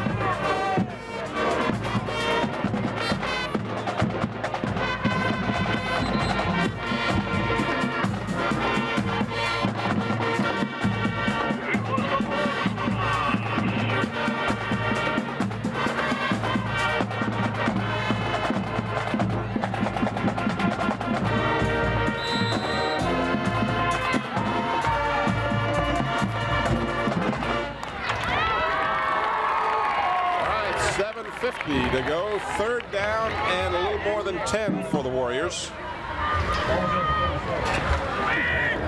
Pitch goes to Smith, and Smith, again, when you go wide against these Wolverines, you just don't get the same kind of rushing. Number 20, Terrence Boone, didn't make the tackle, but he made the play, cut back inside, and there was no place for Smith to go that time. So that brings up a 4th down. In fact, maybe got back to the line of scrimmage. So the Warriors, trying to protect a 7-point lead, will bring on the kicking team. Well, as I say that, yeah, they are going to say they look like they might be coming out in an offensive formation, but it is, in fact, topping. Got a bit of a breeze blowing across the field. Fake.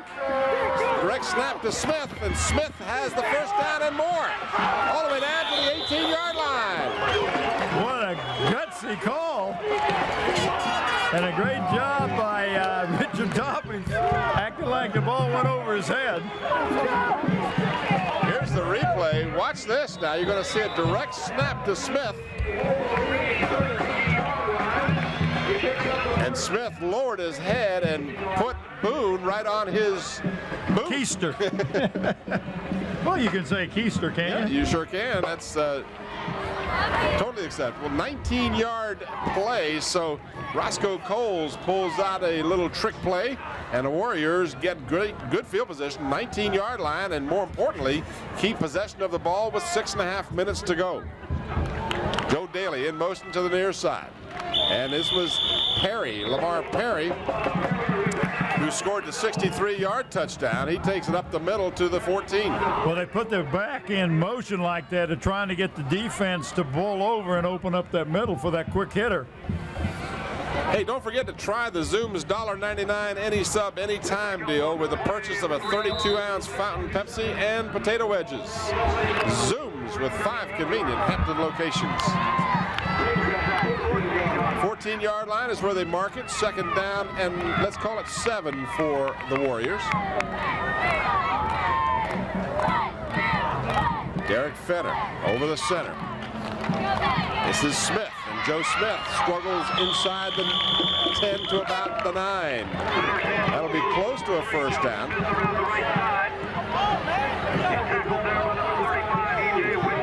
Might be close enough for them to measure, although doesn't look like it is. Looks like it's about a yard it's short. on the 9. Okay, so it looked like it might be on around the 8, but they do in fact mark it on the 9. Smith now in the game, 20 carries for 67 yards. So it's third down and a yard to go for the Warriors. Again, going back to that first half when they had that 25-yard field goal attempt blocked. They want to come away from this with some points as we're inside of 5 minutes remaining. Quarterback keeper, Fenner, and he appears to have the first down. Depends on the spot, but it looks like he got it. So down on the goal line, they tried that play and got nothing. This time, Fenner. Oh, they're going to measure it. They're going to measure. Interestingly, they didn't measure it where the ball was marked. They moved the ball over to the left hash marks or toward the middle of the field. Well, they marked it. They threw it to the referee that was doing the mark, and he did it from way out there, which, again, very surprising. But I think they've got the first down. It looks to me like they've perhaps gotten it by about a yard or half a yard. Oh, man, Eagle Eye. You're back. I'm back. I lost it for a while, but I'm back. Hey, you only lose it when it's directly in front of you. I know it's a little scary, isn't it? Yeah. The obvious ones I have trouble with. Maybe that's why you have trouble hitting that ball down the middle. You hit it to the sides. I thought we weren't going to talk about that. Oh, Tim, you're doing great for no longer you played golf. You're doing excellent. 7-yard line, first and goal for the Warriors. 4.5 minutes, the clock is moving. Warriors lead by 7. And Smith is hammered as he gets the ball for a 3-yard loss. Look like number 7. 44, Kenny Lambert. Yeah, He's a young man. I'm going to tell you right now, I'm going for Kenny Lambert for the player of the game from Woodside. He has shown can not only play offense, but he can really hit on defense. Lambert has had a great game, and Whitby with 2 interceptions, certainly a consideration. Boone with the fumble recovery for the touchdown, but I think Kenny Lambert's a good choice. So that's going to be yours. I guess I get to pick the Kecoughtan guy, huh? All right. Lots of luck. Oh, yeah, lots of luck is right. All right, Derek Fenner, 2nd and goal. Ball just inside the 10. And too much time. Crucial mental error by the Warriors.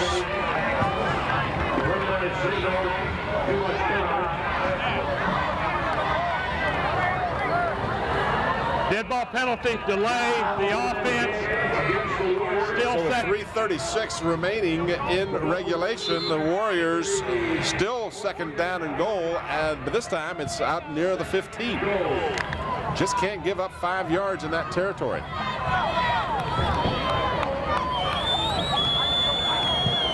Clock will not restart now until the snap of the ball. A little more than 3.5 minutes remaining. Fenner on the rollout. He had this going last time and then gave it up on the fumble. Fenner's pushed out of bounds at about the 11-yard line, so picks up negligible yardage, maybe about 3 yards. About 3 yards, yeah. But still brings up 3rd down and goal, and more importantly, or just as importantly, stops the clock with the out-of-bounds play. Well, if you Kecoughtan, you kind of like the clock to be running. Well, that's my point, is you really didn't want to go out of bounds, but that play was designed to do the bootleg, and it ends up stopping the clock. Each team on the scoreboard have 1 timeout remaining. So now it's 3rd and goal at the 11. The passing game has not looked good tonight, so I can't imagine they would go to a pass, but other than the 1 pass over the middle, it's really been suspect.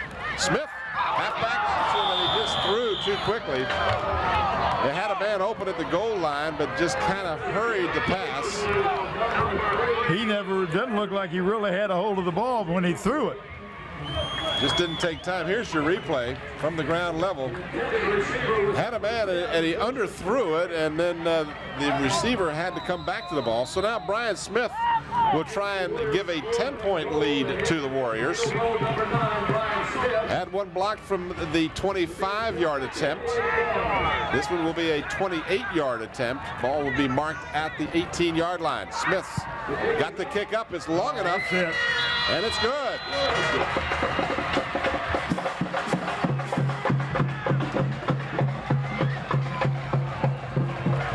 So Brian Smith gives the Warriors a 2-score lead with 3:20 remaining.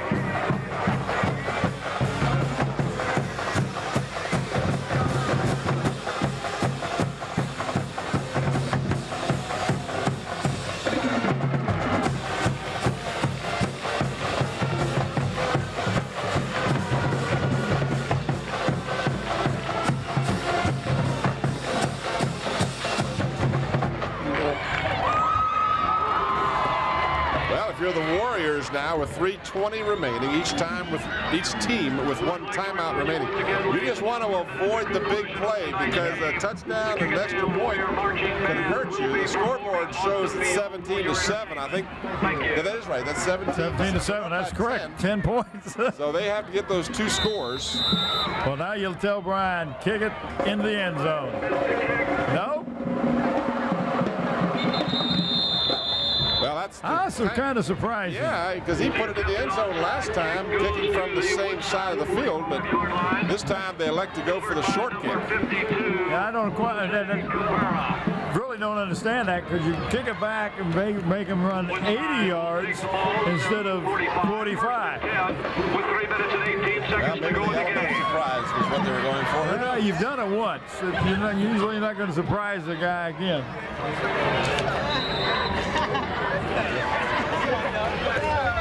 Bob and I were exchanging notes over here. He says the same thing I was thinking. They just didn't want to risk the run back. But, you can still kick it long. I mean, in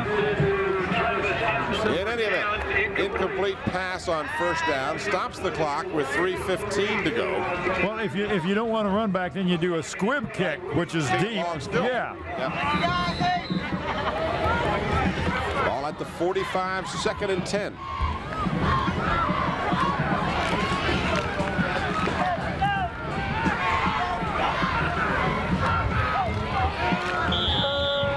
Woodside with some confusion has to burn their final timeout. Boy, does that hurt. Boy, it does. 3:15 to go, and they had the clock stopped with the incomplete pass, and now they have to use their final regular timeout. So that will mean the Warriors now can play the defense and not have to worry about the Wolverines able to stop the clock. Again, we remind you that next Friday night we'll wrap up our regular season here on Channel 46. Hampton will host Medgeville right here, 7:30 game time at Darling Stadium. Invite you out here. Bring the family out. It's still not very cold now. Hopefully the weather will still be good for us. It's been great. Really has been great. And don't forget, Printing is the place to go for your next printing job. So give Tom Gear a call at Gear Printing, located at 1909 North Armstead Avenue. The number is 827-8277. Pass completed at the 50 down to the 44-yard line. That'll be enough for a Wolverine first down. WHCS Channel 46 welcomes you to the Math Zone, a live, televised, interactive call-in program for students to get help with their math. Join Tyler Elementary teacher Cassandra Hamilton and Davis Middle School teacher Sherry Martin. Tuesdays and Thursdays from 5 to 6 p.m. Give them a call at 850-5426. 11-yard gain on the play to Epps. Now they pass it down the sideline, broken up nicely. Far sideline. Let me see if I can get a name to go along with that. Warren Reed, 45 on the defensive stop. That stops the clock with 2 seconds less than 3 minutes remain. Again, the Wolverines had to burn their final timeout. Of course, as long as they use that incomplete pass or the sideline pass, they can retain some of that time. Well, and if they get a first down, it stops the clock while they move the chains. So Gunter again completes the pass to Epps, but this time it's for a gain of 4, and he stays in bounds. So the Warriors will be glad to give him 4 yards and make the clock continue to move. Well, actually, they just a quick hitter to him. Their Kecoughtan is letting them get that 4 or 5 yard pass, but we're not letting you get the long one. Gain of 5, 2nd and 5 for Woodside. And see, they're in a position, Tim, where they've got to score twice. They got to score quick and then get the ball back.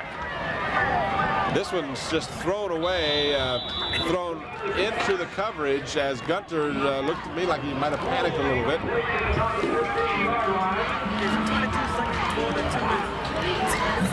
So there you see the scoreboard. 2s are wild on the clock.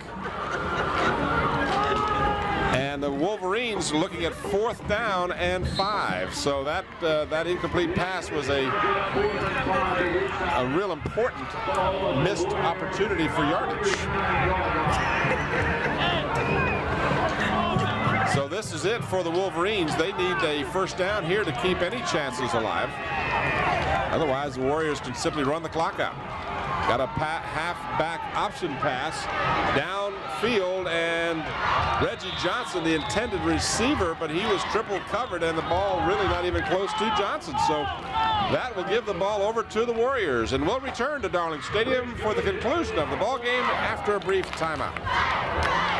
2 minutes and 15 seconds left in the game, and the Warriors leading 17-7. That's right back up here, the 39-yard line. The Warriors with the ball, and 2 minutes and 14 seconds to burn. Flag down. That's not what they wanted to see, because that stops the clock. Joined us late. The first half was scoreless. Joe Smith got a 2-yard run to make it 7-0 with the Brian Smith extra point. And Boone tied the game with a 53-yard fumble recovery. Illegal procedure the call against the Warriors. And then Lamar Perry burst up the middle for 63 yards to give the Warriors a 14-7 lead. And then Brian Smith has tacked on a 28-yard field goal. And that's where we stand right now, 17-7 in favor of the Warriors. And I'm going to go with a defensive player for my pick, Bob, of the player of the game for the Warriors.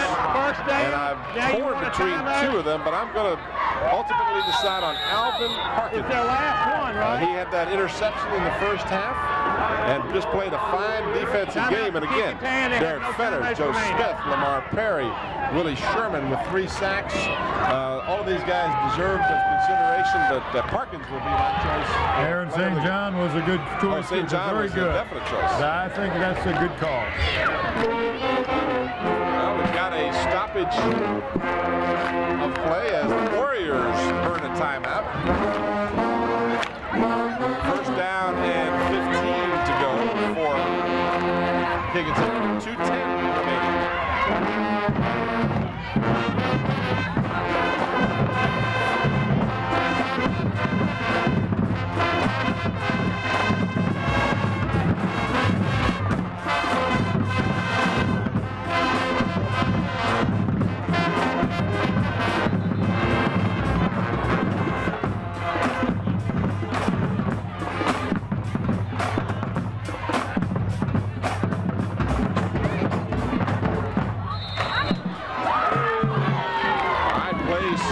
Back underway from the 34-yard line.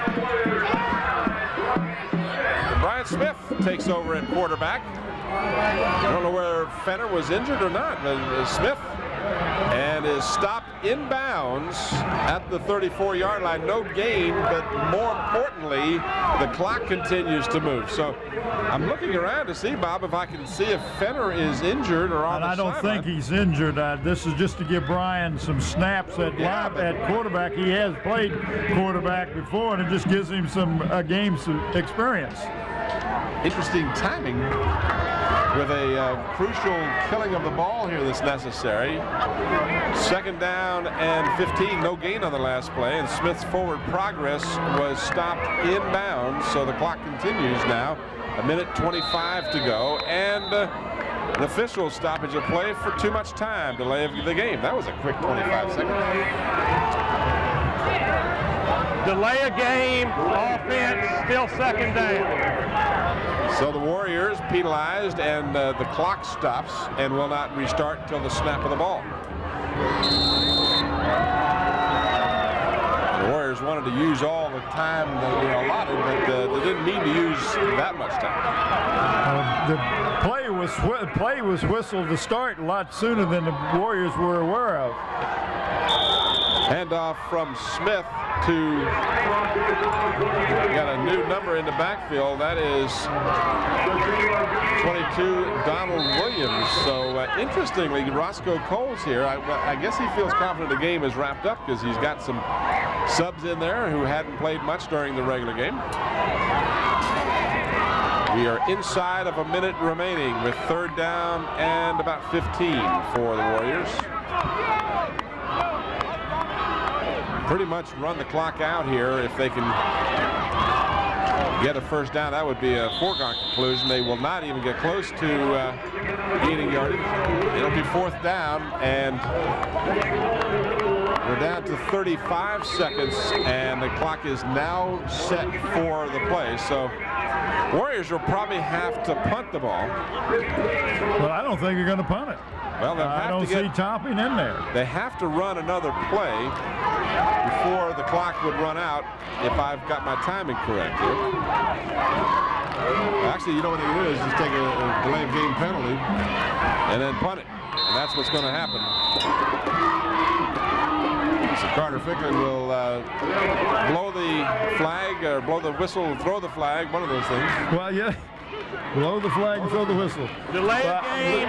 You know, he's got to throw the flag, and then he's got to stop and pick it up. So I'm thinking, well, why you just wave the flag? You know, why? Well, maybe he needs exercise. Well, the Warriors have to run a play, and of course, if they can use up 8 seconds, it's you know, of no consequence. Of course, this game is in the books for the Warriors.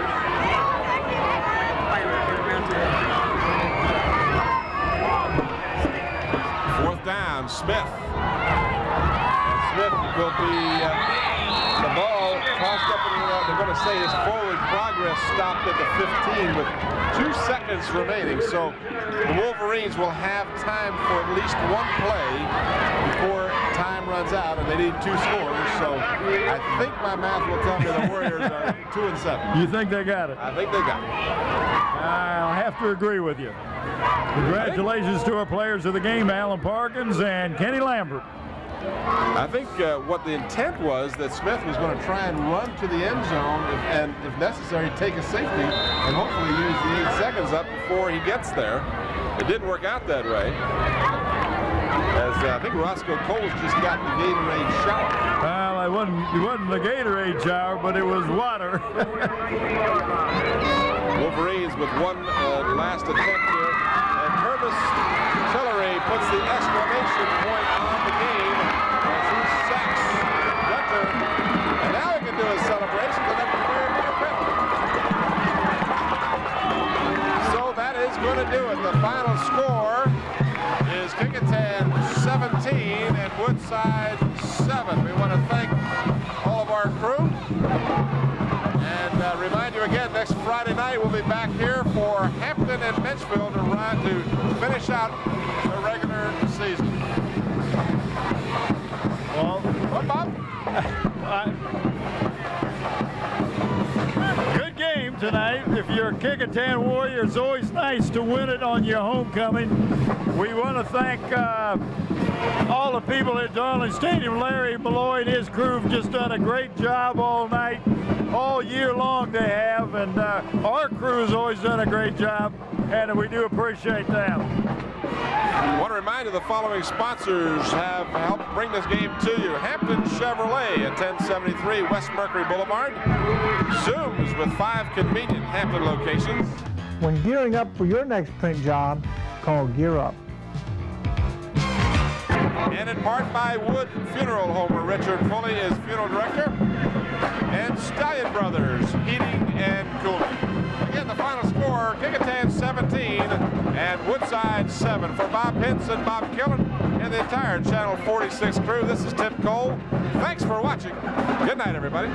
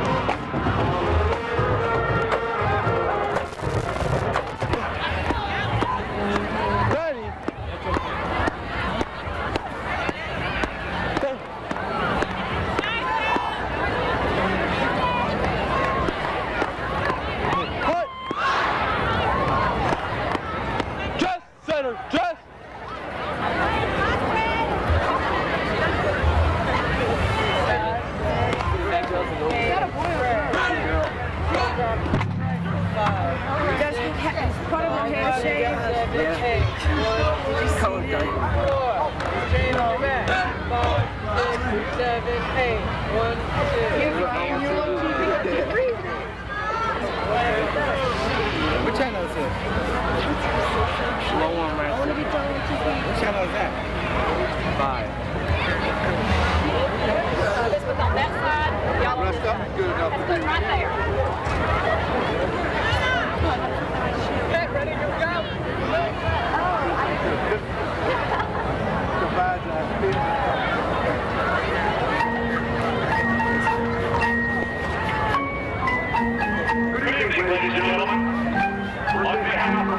Kecoughtan High School Student Cooperative Association. Welcome to our 1998 football homecoming. Tonight, we would like to recognize this year's homecoming court and pay a special tribute to all Kecoughtan alumni in attendance. At this time, would all Kecoughtan alumni please stand and be recognized as former Warriors?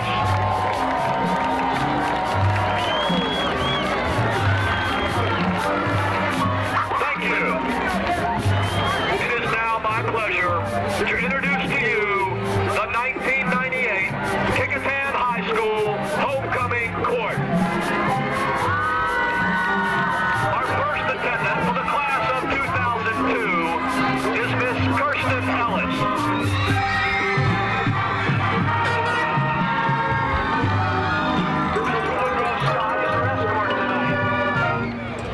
Kristen is representing the manager of JV boys basketball team, members of the KHS Squirrel,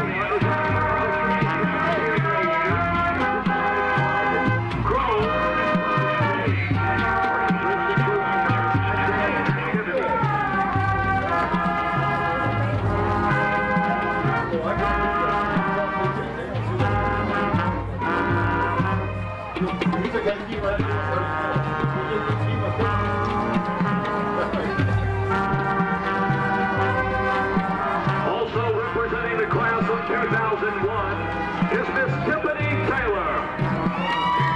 Tiffany is the daughter of Frank and Deborah Taylor. Tonight, she is escorted by her father. Tiffany enjoys photography, shopping, and helping others.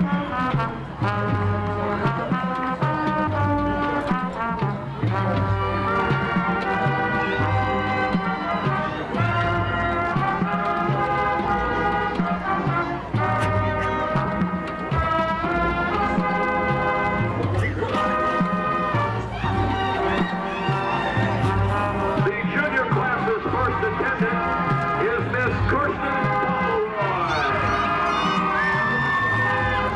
Her parents are Mr. and Mrs. Emmanuel Pomeroy. Her escort for tonight is her very proud father.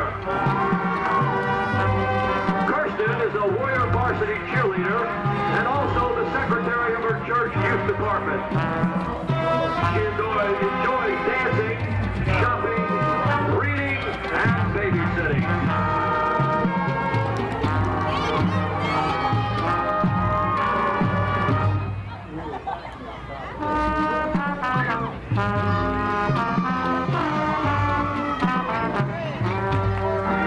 Our next junior attendant is Miss Nanette Lee Solomon. Unfortunately, she cannot be with us tonight. Nanette is the daughter of Wayne and Lonnie Solomon. She is a member of the KHS Future Business Leaders of America, the Spanish Honor Society, Mu Alpha Theta, Friends for Life, and Crow.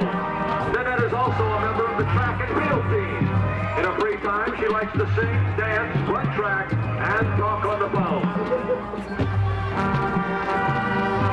The senior class has 3 lady attendants, one of which will be crowned the 1998 Football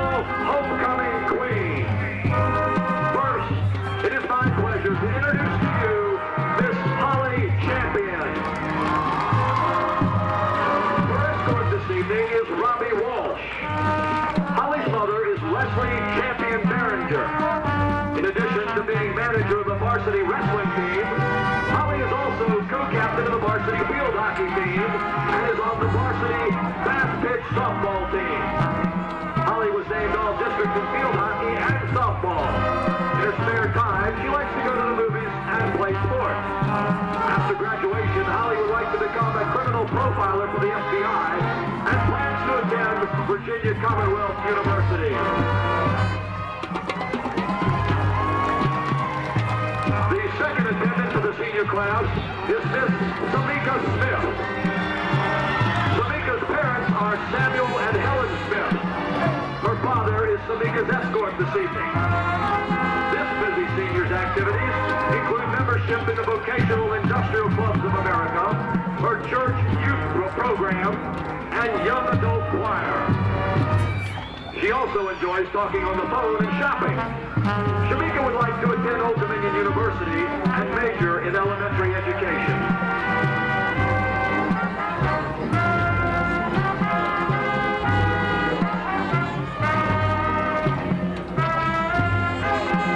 Our final attendant for the class of 1999 is Miss Dion Venable, escorted tonight by her father. Dion is the daughter of Charles and Michael. At KHS, Dion is a member of the varsity field hockey team, the Kievs. She is president of the National Honor Society, a member of the Spanish Honor Society, Model Judiciary, and Mu Alpha Theta. When she can find free time, she enjoys horseback riding, the piano, and photography. Her future plans include attending the University of Virginia to study biology. Ladies and gentlemen, this year's football homecoming king will be chosen from 3 senior male attendants. The first attendant is Mr. Denny Dresch. Denny is the son of Chong Dresch. Tonight, he's escorted by Miss Lauren Curtin. Denny is treasurer of Mu Alpha Theta and the senior class. He's also a member of the KHS National Honor Society, the Spanish Club, and he's the captain of the Warrior Cross Country team. Denny hopes to receive an appointment to the United States Military Academy at West Point.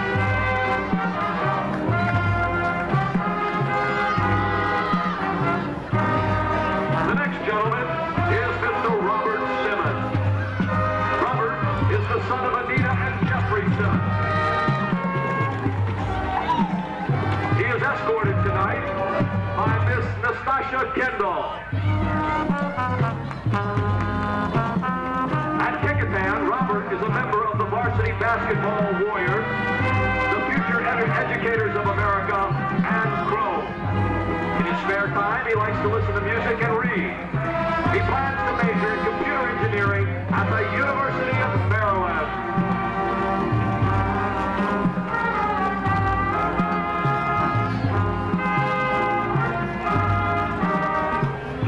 And the last attendant for the class of 1999 is Mr. Jason Young.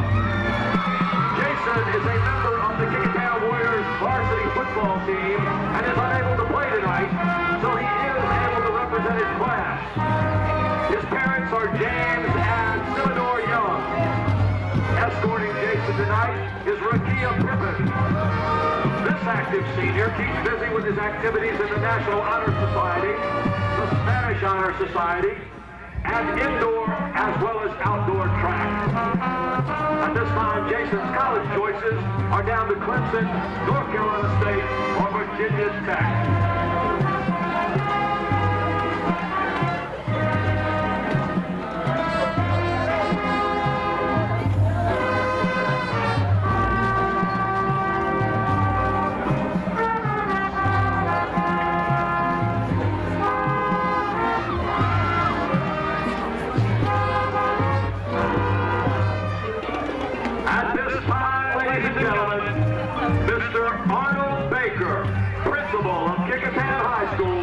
Will crown this year's Kecoughtan High School football homecoming queen. Chosen by the fellow members of the class in 1999 beauty of Queens, Miss Dion Venable. Mr. Baker, do the honors, please.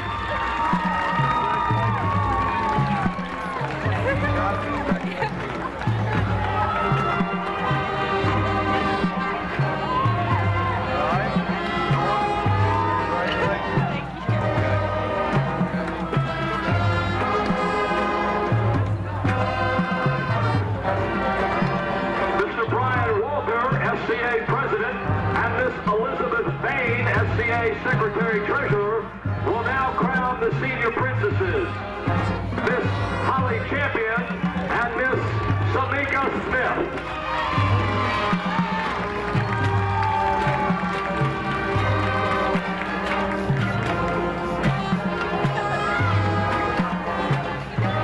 Tonight, Miss Crystal Lee, the SCA Vice President, will present the crown to our football king, Mr. Danny Gray.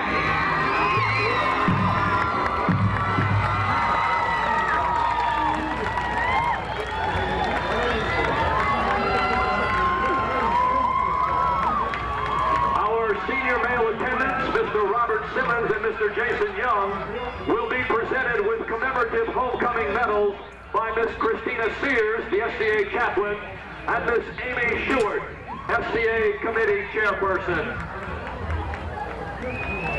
To all of our court, we say congratulations and thank you for being such worthy representatives of Kecoughtan High School. And to our team we say, go Warriors!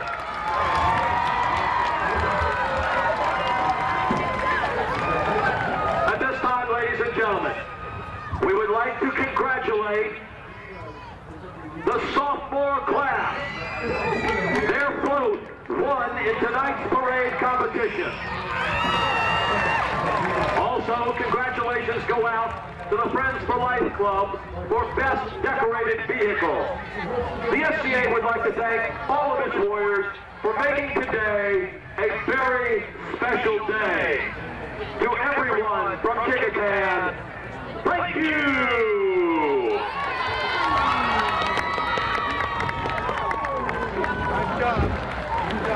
Ready, front!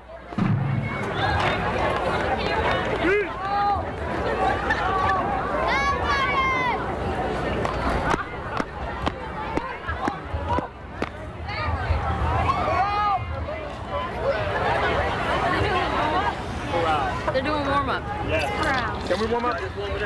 Yeah.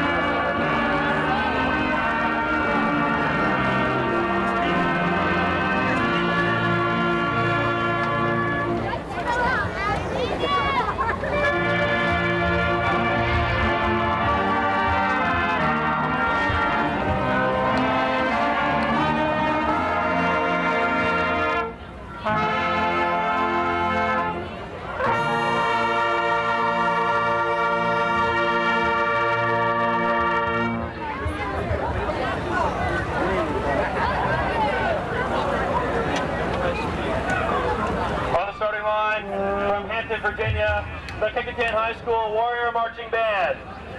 Drum majors Josh Hutt and Robert Brunell. Is your band ready?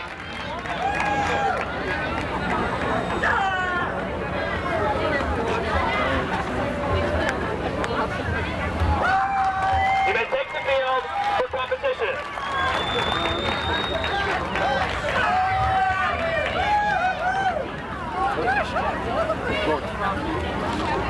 Sell it.